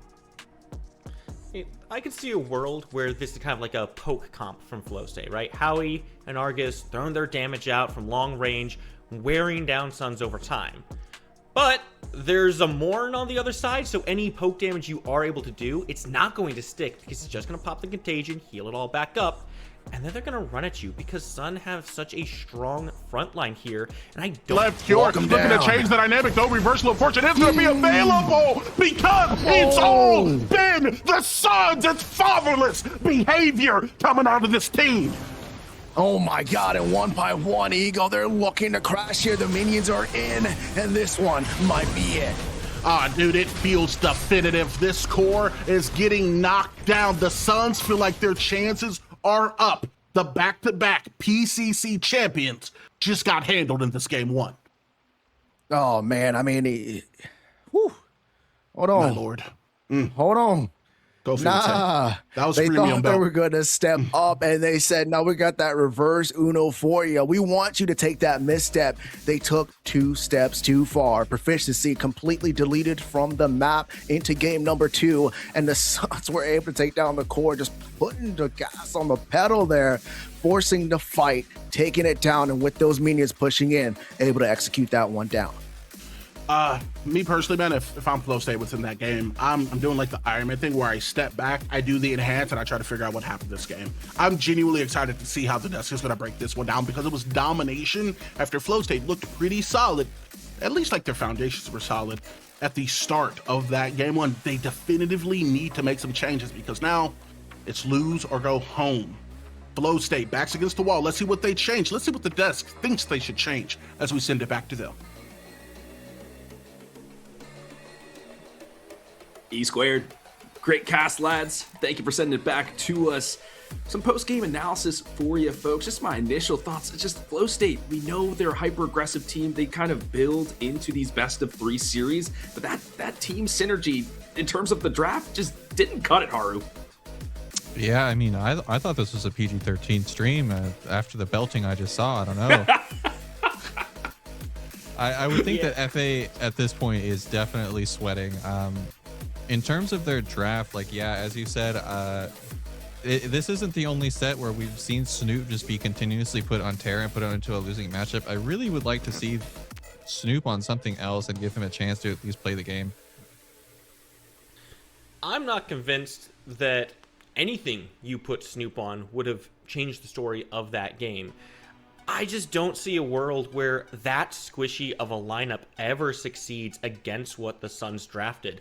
I mean, as soon as we got to the mid-late game, Suns really just held their W key down, forward stick, whatever you want to call it. They just got to run at their opposition. Sure, you could say part of that is because, Simba doesn't have a good start to the game. He's 1-7 by the end of it. He wasn't able to get online, but it just felt like too much pressure and not enough answers from the Flow State draft to really stop it. Well, my friends, it all starts in the jungle, the mighty, mighty jungle. Haru, at the 6-minute mark, we had an invade. Walk us through it. Yeah, absolutely. I mean, oh, wrong clip. Oh, that's we not get this little spoiler. Little spoiler. No! All my clips, they're being, I'll put on display. No! Okay, here it is. We're in the jungle to start. Yeah, but this is the clip. So, Kofi and FA in general, this is typically how they like to play, very in your face and going for leads like this. But the Suns, they're prepared for it and they're looking to punish. And this kind of sets the tempo because F8 has to get ahead early. And Suns does a really good job of negating all of that. Yeah, they're able to pick up a couple kills there. And I really like Crazy Fool on that Morn. He was a menace, and you'll see that through a few of these clips. Pulling Kofi out of position there is what kind of starts the turnaround on all of that from Suns. So keep your eyes on him as things go forward here. Yeah, I would love to see Kofi. I know, sorry, I know Kofi's a great Shinbi player, but I know he's even a better assassin in terms of the Yurei and the Fang Mao and those kind of high tempo characters. I want to see more of that kill potential from him in game 2. Haru, it took until about the 22-minute mark where we had a huge fight in the mid lane. Yeah, I mean, before this event, F8 was, I don't want to say they were bleeding out, but it was just continuously of them trying to make things happen and it not working out for them. And I think this is kind of the breaking point that we saw. I mean, F8 trying to make something happen, Suns responding well, picking up 2 kills initially. F8 also stays a bit too long, and then France is able to pick up another kill. So it was a 4 for 2, and then I think at that point it's just where the game ended. I mean, just look how easily Proficiency was forced out of that fight because he's on this Argus support, doesn't have a health bar. So when that long arm of the law cuts through, everybody it hits is taking a real hurting on that. Followed from the Coliseum, drives everyone away. That they, PCC ends up doing on meta and just, the tournaments overall. I hope viewership goes up. I hope people enjoy it. I hope more people try to join into the competitive scene. I hope there's more incentive for that. I mean, come game day, everyone's always talking their smack. I'll talk my smack on game day. For the people that know me, I really don't talk that much smack. It's just all about inside the game. Not much. I mean, I appreciate, you, Steve. I appreciate anybody else for the meta team that's doing stuff for the community, or anybody else with PCC or anything else that's just community driven. Just because, without the community, we're nothing. So I would like to see a lot more community-sided content, more effort put into it. So, hopefully things like this are well received, or we just are able to do more other things for the community. Just more community engagement is just all I really ask for. Play like a champion.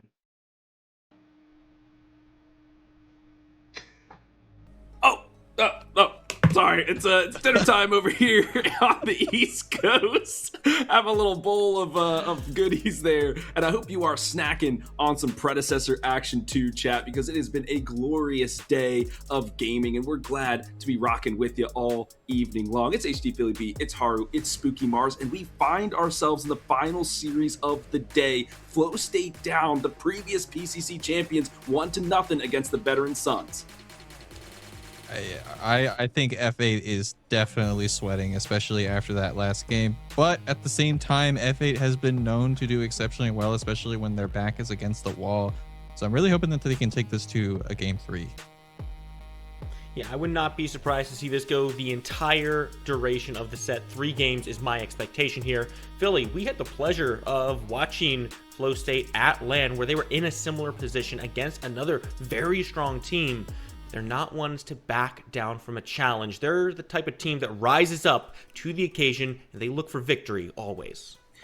Haru, we talked in the green room as we get the draft pulled up here, right? What are the win conditions? What does F8 need to do? And you said it's got to be the mid lane and the jungle working in tandem. What adjustments can Flow State make here going into the draft?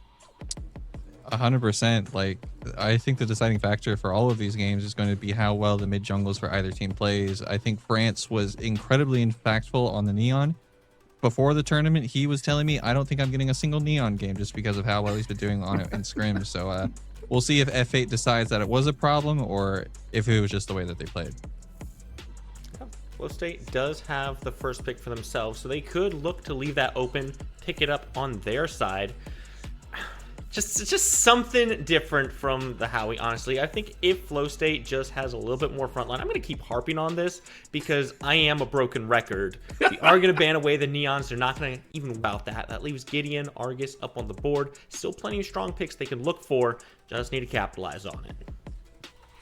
I know, Haru, you were saying that the players chat, Kofi was feeling toy. It means he's coiled up like a spring. He's ready to burst and explode onto this battlefield. And that jungler is who you have to unlock. The Suns recognize that, taking the Rampage away. But that leaves a couple of picks. I want to see F8 prioritize Kofi, make him feel comfortable. But Simba will get the Mortgage. He's been playing a lot of that character on stream. I like how F8 just completely changes up the bans. They said these are the 2 biggest problems, especially from that last game. With that being said, the Mortgage has gone through. We have not had a chance to see it today, but for those who were yesterday, we know that it was an absolute menace. I believe it had a 90-something% win rate. I'll have to check the statistics on that one. So I'll have to see if Suns have a proper answer for it. The Mori has had some success. You'll never make me a Mori believer. I'm going to hate this pick every time I see it, no matter how high that win rate is. And I think if Suns keep up the momentum they had in Game 2, keep up that same mentality of just run at those squishy targets, just get on top of the people with no mobility, there's not a lot this Mortgage can do. It's a matter of staying on top of it and getting the ball rolling early. So you want to pick up something that can get aggressive early in that mid lane, something to accommodate, like you said, Haru, your jungler, so you can find those ganks and keep this Mortgage from becoming a problem. We'll see. Without the Neon, right? It's maybe the Gideon, maybe the Argus, but I feel like Argus into Mortgage, maybe not always the best matchup. I don't know. That seems kind of scary for me. So maybe the Gideon to keep her at bay. But there's a lot of HP pool already with the Aurora and the Greystone to chunk through. And Haru, you're right. It's an 88.9% win rate. 9 matches played, 8-1. I mean, that's D-Dog, our statistician. That is just disgusting. Somebody nerf Omega, please do something. I'm just kidding. That's the funny thing. She was nerfed, but she's just that broken. But yeah, we're seeing the Eden pick out of Cure. He said, you know what, back against the wall, bring out the Kutch pick. The definitely not strong pick at all. I mean, they're going to round that draft out with the Steel. They are electing to pick the Murdoch on the other side. There are still 2 meta mages, and I say the meta mages, the most picked pages being the Gideon and the Argus. So I'm curious to see if FA is going to attempt to get rid of one of them, or if they're just going to leave them both open and leave the choice to France. I think it's definitely better for Flow State to leave those bans open, because if Suns decide to ban one away, they can just pick up the other one for themselves here. Might as well just force something out. Instead, it's going to be that Yin. Constantly focused. Grady never gets to play this girl. We saw him on it one time, and he absolutely ran the show. No surprise to see this taken off the board. I am interested in this dual lane because it looks like we have potentially the support. We've been seeing a lot of Aurora as the support in that dual lane so far today. If you've got Murdoch alongside there's a lot of lockdown. You can buy the Hornfrost with the static traps. People are not moving in this kind of lane. You can shoot through the wall too, so it's just like, I mean, it's a blind shot, but if you feel like you've got it set up, you know they're locked down, they're like, hey, I got him, I can see him on top of the wall, pew, pew, pew. You know, you can get them, so is that there's a lot going on here. Yeah, pew, pew, pew, pew, pew. Maybe you and I should try that, Spooky. Let's hop in after this. Let's do it. What you got? I mean, with the Shinbi being banned here, I'm starting to think that the F8 side is looking to put the Mortgage into the off lane, actually. The Greystone was picked up early, but they still have the option to flex it into the jungle and put the Aurora into support, for example. So I guess they're trying to limit as to what they can do to respond to the Morigesh. Suns are going to go ahead and pick up the Argus.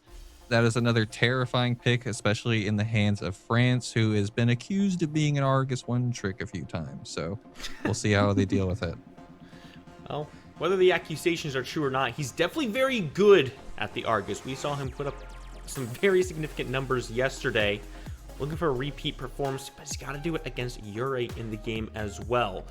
So now a little bit of a mix-up on who might be in the... Never mind.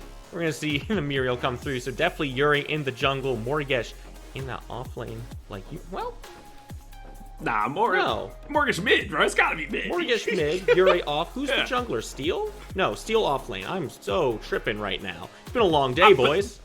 But Spooky, maybe so are the Suns. They might be scratching their head. Even Haru, he did the whole on anime, bro. We need the glasses push from you two next time, because you did the whole on like wrinkle in the brain. But it will be the Acheron to web this team together. Does Tekken Kid play it in the off lane, or does it go into the jungle? That's the question, Haru. I don't know.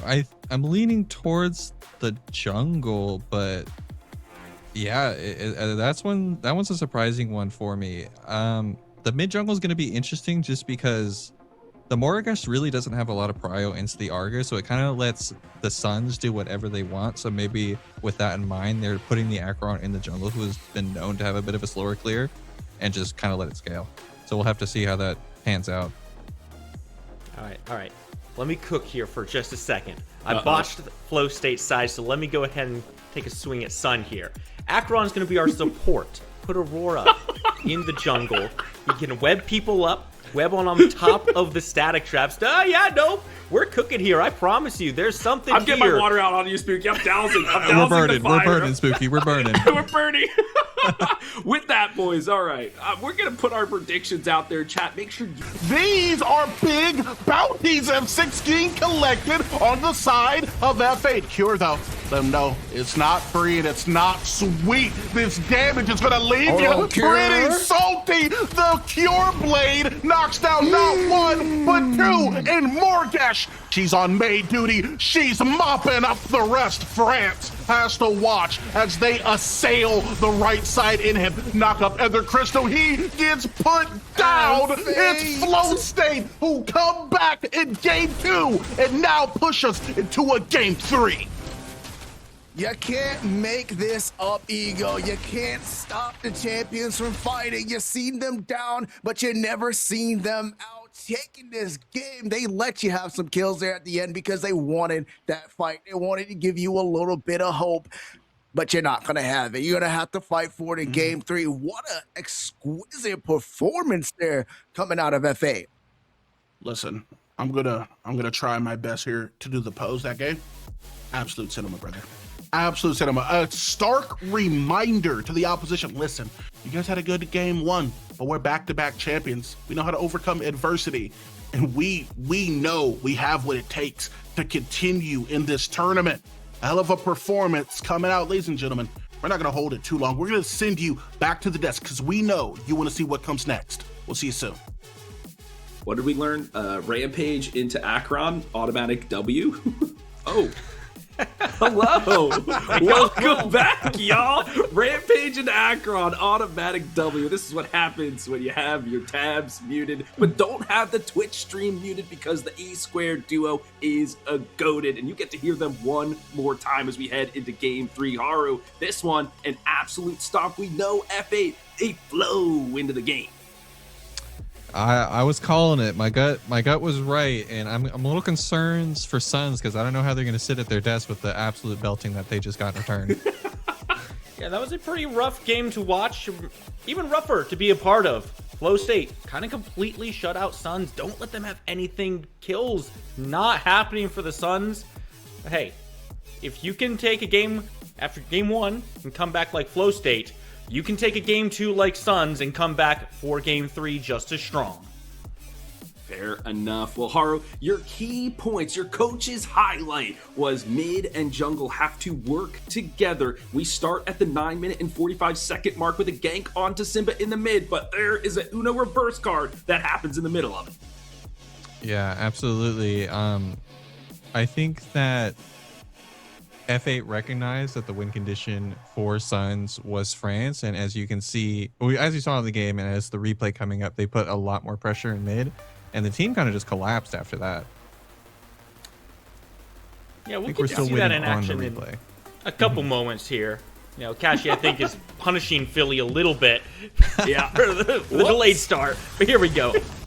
But yeah, Suns are trying to make something happen here, but Simba still retains his blink, and then you can see with the damage mitigation that Morigesh receives plus the shield from Morigesh, it's just a complete turnaround from F8, which kind of sets the tone for the rest of the game.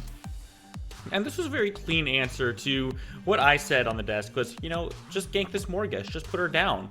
How do you do that with the Muriel, right? Always coming in, always clutching up, giving the damage mitigation, the shielding, and not allowing Suns to really touch this Morigesh and allowing her to just accelerate through the game.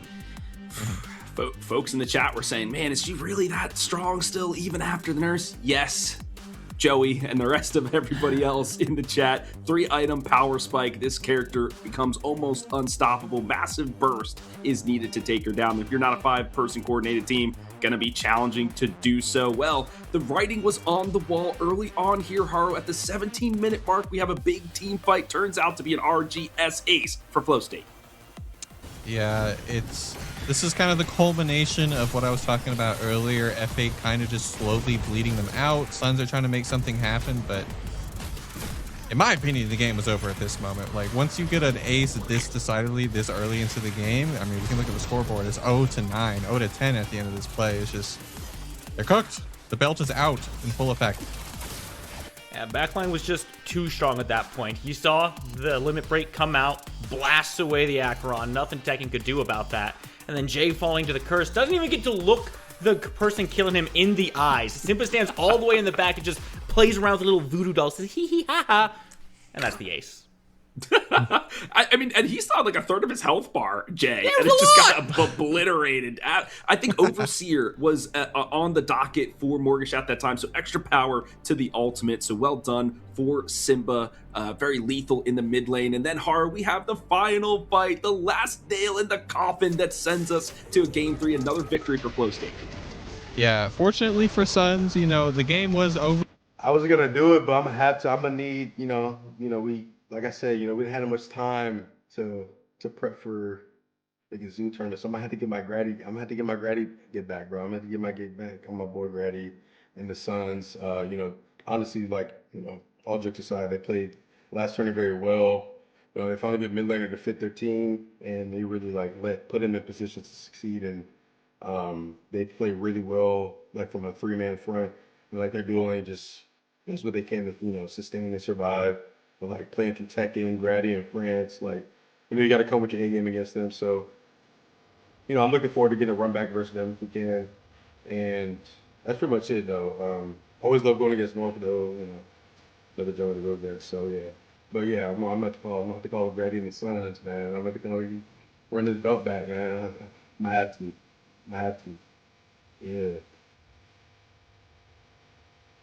All right, Full State, we're going to play like the champion, with a chance. We're going to go back to back. Well, since I've been a part of Full State, back to back. So, what we're looking to do, man. They're like a champion. What? Welcome back, Predecessor fans. You are here to the final game of the day, the final set of the Spring Open qualifier. It's HD Philly B. It's Haru and Spooky Mars. I was looking for a few more viewers, guys, because we are almost eclipsed to 2,000 concurrent viewers on Twitch right now. That's the most Predecessor has ever had, and I have to thank the community for all the support, whether it's going through the Victorious Bundle, getting the icon and the banner on stream, shouting out your favorite players, posting on Discord, Reddit, whatever it is. We thank you for tuning in for the stream this weekend, and we have one final banger, one final match, Haru, here to settle it all. I mean, Kofi was talking about BTA for this get back, and we've been seeing it. So I'm super hyped for this last game. It's an excellent game to end the day for. Yeah, that last one we watched was what I would call a statement game from Flow State. Sure, they took a spill in game 1. Sure, that by the end, they were getting absolutely ran over by the Suns. But in game 2, they made their announcement. They do not go quietly into the night. They will not be defeated here. Not now, perhaps not ever. They have one more chance, one more game to bring themselves to the top. Guys, I don't know if you know, but I'm from Philadelphia, and there's a special, guy from Philadelphia. His name's Rocky Balboa, and he says it doesn't matter how hard you get hit, it's about how many times you get back up, and that's Flow State. They take a couple punches to the face, but is that not the quote, Spooky? You're giving me the scowl of epic. Oh, you don't know. Is it a fist to the face or a belt to the...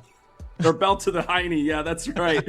Either way, Flow State, they are the champions for a reason. They know how to take their licks and also dish them out as well. So this final game, guys, let's head into the draft. Haru, we'll start with you first. This Morgesh was a problem. You cannot let Simba have the Swamp Mommy. Absolutely. If the Suns don't get rid of that, I'm going to be shocked. I wasn't really a big fan of Suns draft last game. Not necessarily the comp itself, but in where we put the characters. The Greystone in the jungle was a little weird for me just because it doesn't really have any ways of locking down a lot of the characters that are in the game, like the Eden, the Morgesh, etc. And I feel like Acheron would have been a better fit. Yeah, it has a slower clear, but you have the support from the Argus that game to help you out. So hoping the Suns can address that going forward and show me something. Yeah, I'm kind of with Haru on that one. I'm never a big fan of Greystone in the jungle. His ganks just don't feel that good unless you have a lot of setup for it in your lanes. And I think from the game we saw, Sun did not have a lot of setup in the lanes.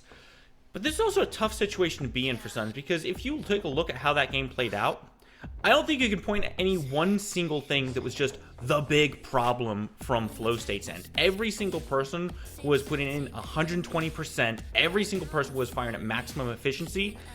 There's nothing you can just ban away to fix that. It's in their name. It's the Flow State. And we're in our Flow State here too, friends. We're on the desk wrapping up the last match of the weekend. We start here in the picks and bans. You both mentioned maybe you can't ban out some of these, each player specifically in terms of their hero pool, but there are some of these meta picks like we've seen the Morgesh and things like that. I have as we're waiting for the picks and bans to come through, a couple things in terms of our statistician D-Dog. Haru, who was the hero that was most picked and most banned throughout this weekend? 43 times, in fact, for this character. I mean, I've been here pretty much all day, both days. So if I had to guess, it would probably be Rampage. That is, in fact, correct. Spooky Mars, we'll toss it to you. Which hero has been most picked? 21 times. Chat, I want you to guess as well. Most picked. Okay, so I was kind of here when D-Dog was talking to us about it, so I'm going to say it was the Twin Blast, who's been having a fantastic performance, not just on his pick rate, but his win rate as well has been very successful, showing why he's been getting picked. Yeah, Twin Blast with a 71% win rate, 15 wins, 6 losses throughout the weekend. Maybe we'll see the likes of Jay or maybe Cure pick up the Twin Blasting gunslinging man in this one. But for now, Haru, we'll see Neon picked up first. Absolutely. Like a lot of the standard bans coming through, FA actually electing to ban the Morgesh themselves just because the Suns are on the first pick. They don't want to deal with it, so they get rid of it. Suns responding with the Neon. France has been looking excellent on that character, so no surprise that they're first picking it there. I will note, Rampage, up to 44 pick bans now. It's been taken off the board. Classic Gideon pick, locked in alongside or across from this Neon. You want someone who can poke, you want someone who can do burst damage, this is your guy. The Greystone being locked in next to it, I don't know how I feel about that. If it switches into the offlane, I'm a lot more okay with it. But if Grady, or actually hang on, this is just a reversal. I'm sorry. It's Goofy who might pilot it, but I don't think we'll see that coming out from him. I think there's going to be an off-lane pick, which I like a hell of a lot better. Twin Blast also locked on the other side. It makes sense. Snoop is their offlaner. He's been playing more of these tank characters. We saw Terra, we saw the Steel. Now we're seeing Greystone, right? Something that allows him not to necessarily lose the lane, but he can, fight back a little bit, feel comfortable. They don't have to support him and put too much effort into that lane, so Kofi can just kind of make decisions more freely and not be like, we really need to support the off lane, right? So it makes a lot of sense. Now, to me, with the Muriel pickup, Haru, this is full-on dive-erific from the side of Flow State.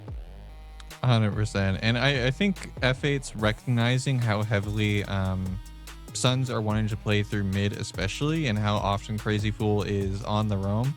And Muriel kind of just allows them to not only play lane and get hero ahead by playing the picks like the Eden, but also support the team with the reversal from Muriel. Yeah, it's a pretty lock and play composition, right? Greystone jumps in, Muriel goes in on top of him. You find a good amount of lockdown there. Gideon can open up the black hole on top of everything.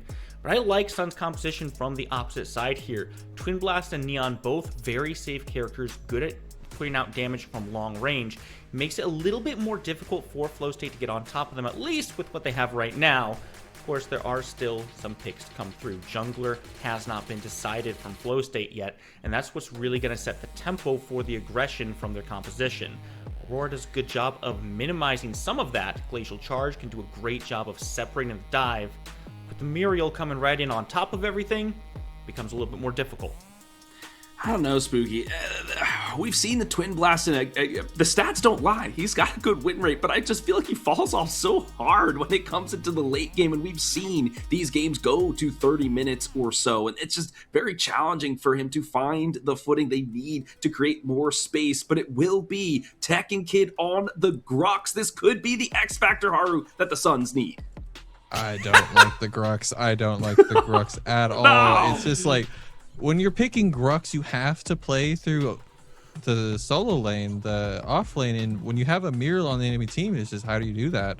The Kwang being picked up by F8, not a very commonly picked character, but I actually do like it a lot to help tie down the Neon, especially with the vertical mobility that it has with the ultimate. Yeah, I think the Kwang looks very good here. Combines very nicely with the Greystone to get active into the backline. Lots of easy ways to access it. Make sure they're getting some good ways to dive. Shinbi locked in, likely going to be our jungler here. I don't know how I feel about this one. Again, I'm seeing a little bit of a lack of frontline from Suns. Yes, Grux does walk forward. He stays in the front line, but he's more of a bruiser. He's looking to do a lot of damage, and he's looking to be in the thick of things. It's not too difficult to bring him down, especially when you've got something like the Eden, the Muriel, the Gideon, who can just rip through health bars. And I don't know how much follow-up this Grux has to be that constant presence in the front line. I think he might find himself isolated more often than not. Guys, hear me out. I'm gonna cook. Maybe not bad as Spooky. I'm Italian. My dad's a chef. I got a little bit of jazz up in here. Bad as Spooky. We've seen Crazy Fool on the Grux before as the support. True. Is that a viable option now, or Haru, is he just the Rhino too slow to rotate, and we know these supports have to get active in this meta? It's definitely something that you can pick it. I know Penguin on the EU side definitely still enjoys picking it from time to time. I'm just not sure if the Suns are practiced with it. Aurora can be played by Tekken. It's not something that he commonly plays, and I think that to the strength of Crazy Fool, he just does have the better Aurora. So I think it would make sense to have the Grux in the solo lane along with the Aurora in the support. I think I dislike the idea of Crazy Fool playing Grux support in this game with the draft that they have. Hey, listen. I like the idea in that it's spicy, but with how it plays into Flow State's composition, I don't think it does nearly enough. It's too much of an aggressive pick into a team that's walking into you already. I think you're far better served if this Grux is creating space in the front line rather than trying to drag people into your back line. Fair enough. Well, speaking of nice and spicy, we're going to do quick hot take. Back and forth, but I feel like Flow State was just like, nah, we're biding our time. We know how we can play. Proficiency is probably one of my highlights. The reversal of fortune has came in clutch. Utilized it a lot on Kofi for his hard engage, right? That Kwang is looking to dive your back line, hit that tether, I'm on top of you, right? And with the reversal of fortune, with that damage mitigation, allows for that to happen. So all around great play from the side of F8. As my boy Kofi said, he brought the belt out today, and Grady, he was looking for you. Dude, these teams were absolutely electric. We saw the Suns coming out strong. Backs against the wall, though. We said it multiple times. This is the type of pressure that can turn you into a diamond, and when they needed it, Simba shined bright, immaculate in the last 2 games of this set alongside his jungler, Kofi. Every member on this Flow States team does deserve credit. This has been a fantastic series. I'm excited to see them progress on. I'm sad to see the Suns go. That being said, the pinnacle, not everyone's going to make it to the top. This has all been fantastic, and this has been E Squared sending it off back to the desk. And Flow State have reached the zenith, reached the zen in order to win this game in 2 or 3. That was another kind of emphatic victory for the previous PCC champions. Very strategic and methodical in the way they just took objective after objective. But they weren't playing risky at all. They knew this was either win or go home, do or die. So every step of the way, a calculated maneuver, Haru. Yeah, I mean, props out to F8 for bouncing back, especially after game 1. They took that loss on the chin and just said, you know what, we're down, but we're not out, and they powered through the entire thing. Yeah, Flow State showed why they are 2-time winners of the PCC. They're not a team you can count out. Even if they've got their backs up against the wall, they find ways to claw themselves back in. Frankly, last game, I'm not sure what exactly was going on with the Suns. There were a couple of very good fights out of them, but maybe not quite as much resistance as I would have liked to see. Some strange decisions made. At the end of the day, it's what you did right, and Flow State did plenty. Well, Spooky, I'm glad you asked, and this is why we have Haru on the desk, because he can break down some of these things for us. And it will start with some tempo play around the 8-minute mark, where there's an invade in the jungle. This really gets a good start here for Flow State. Yeah, I mean, absolutely. I mean, when the game first started and I saw this play out of the Suns, I thought we were on track for what happened game 1. France comes out of this with a double kill, and unfortunately for Suns, the F8 just didn't really care, right? They just continue playing the game that they wanted to play, and yeah, I mean, as we saw, the results speak for themselves. They're able to roll that into a Fangtooth, Spooky Mars. I mean, that was a good start for the Suns. It kind of just petered out for them towards the end, though. Yeah, Kofi picking up a kill in the middle of all that was very good for him too. You really wanted this Kwang to be effective, and sure, you miss out on that first Fangtooth. Suns were able to capitalize on it, but it's about how much you can do. It's all about the stuff after the stuff, as I always say. And frankly, Flow State just found more of it as the game went on. Presented very few opportunities for Sun to find those wins and start finding them on their own. Yeah, don't QQ, don't GG, don't FF if you lose one fight. Just, okay, pick yourself up by the bootstraps, as they say, roll into the next one, see what you can do. Speaking of big team fights, Haru, we've got a quadra, a 4K kill with Grady just narrowly escaping here for Flow State, truly diving off. Yeah, I mean, I'll slow this down or I'll even pause it. Like, this is where the game turns around. Like, Kofi, oh, that's a square. Nice. This looks doomed for Kofi, right? Like, he's completely walled off of his team. He's stuck in the Aurora ult roots. It's just... But then we see the power of the reversal of the fortune come in, and so many abilities were dumped onto Kofi that allows his team to take the space that was made and just punish the Suns for it. The ventilate coming through there. I commented on this behind the scenes. Not able to secure that kill onto Kofi makes the Suns run so much further around and put so much more work into it. And all the while, Kier's just back there free casting, throwing out all the damage in the world. And the Suns did not have an answer for it. Like you said, Haru, too many abilities expended too early.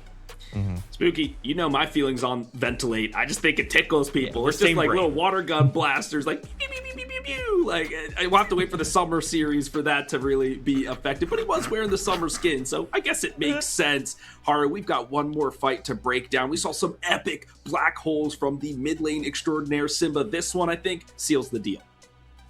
Yeah, absolutely. I mean, I think everyone would agree that this last play was the nail on the coffin. I'll go ahead and slow it down. Tekken starts the fight with a really good pull, but Snoop stalls time with the ultimate from the Greystone, and then as you'll see Simba coming in, I'll pause it. Like, nice. This dude has a 3-man ultimate. Not only does he have the shield from True Silver preventing him from being CC'd, but he also has this wall just trapping all of the members, and it's over. This ultimate alone just wins them the fight. That was absolutely beautiful placement, and when you're in a situation like that, so far behind, Sun can't do anything to get out of there. Flow State simply rolled over them like the tide, washed away their health bars, and when all was said and done, it's Kira again, making that step forward, putting the finishing touches on every single fight. This guy was unstoppable. But it's not a story of just one person. It's all these backliners, all these frontliners working together, creating the space and the setup that they need, and it's picture perfect.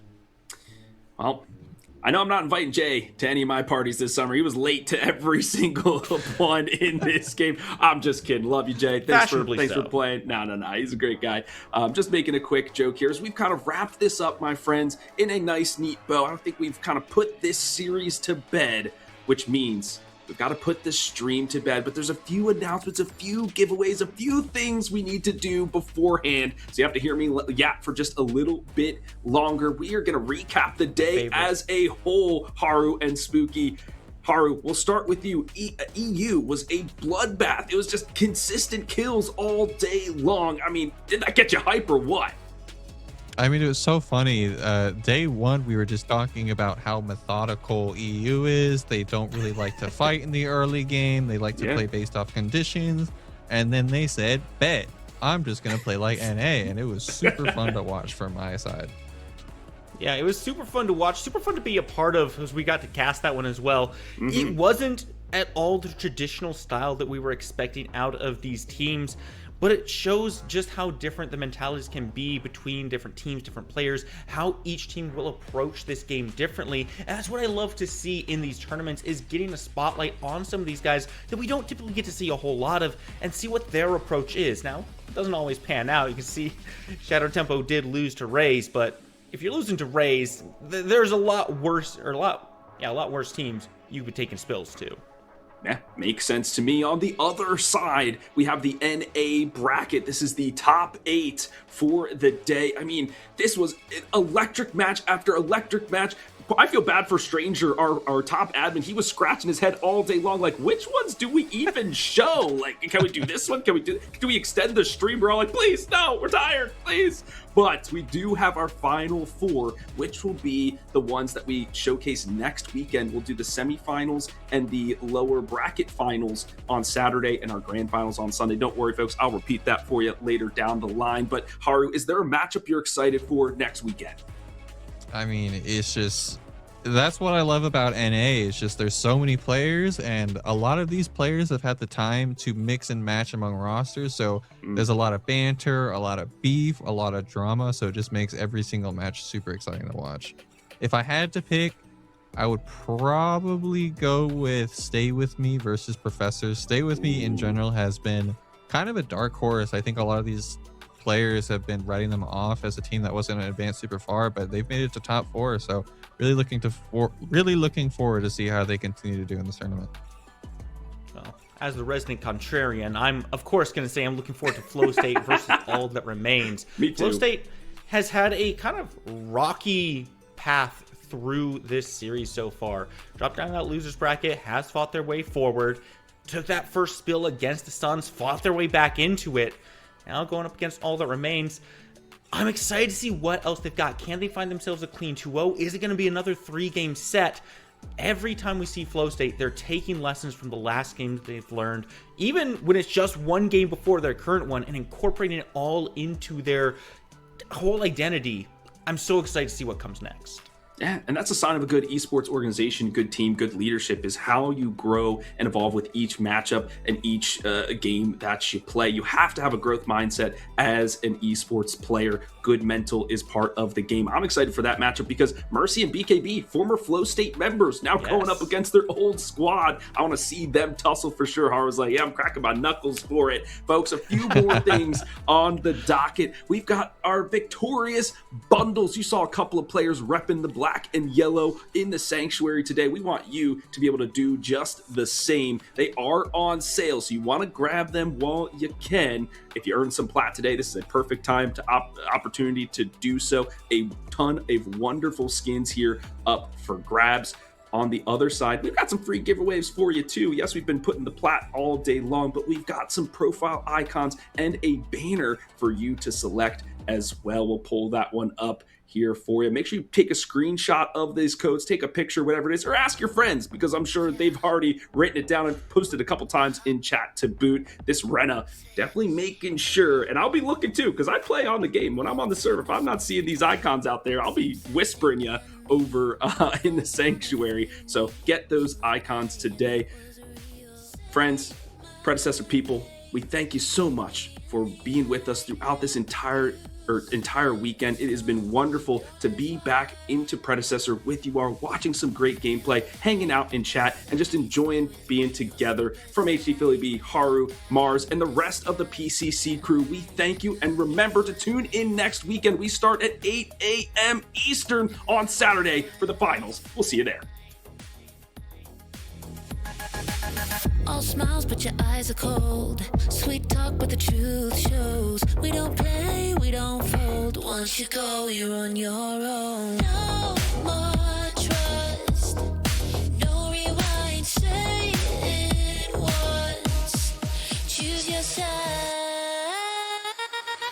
Ride or die, pick a side. Stay with me or step aside. Ride or die, no disguise. Cross that line. Enemy for life.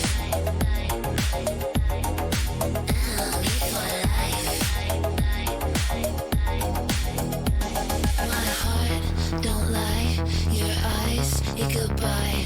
One move, that's it. Love for fight, real quick.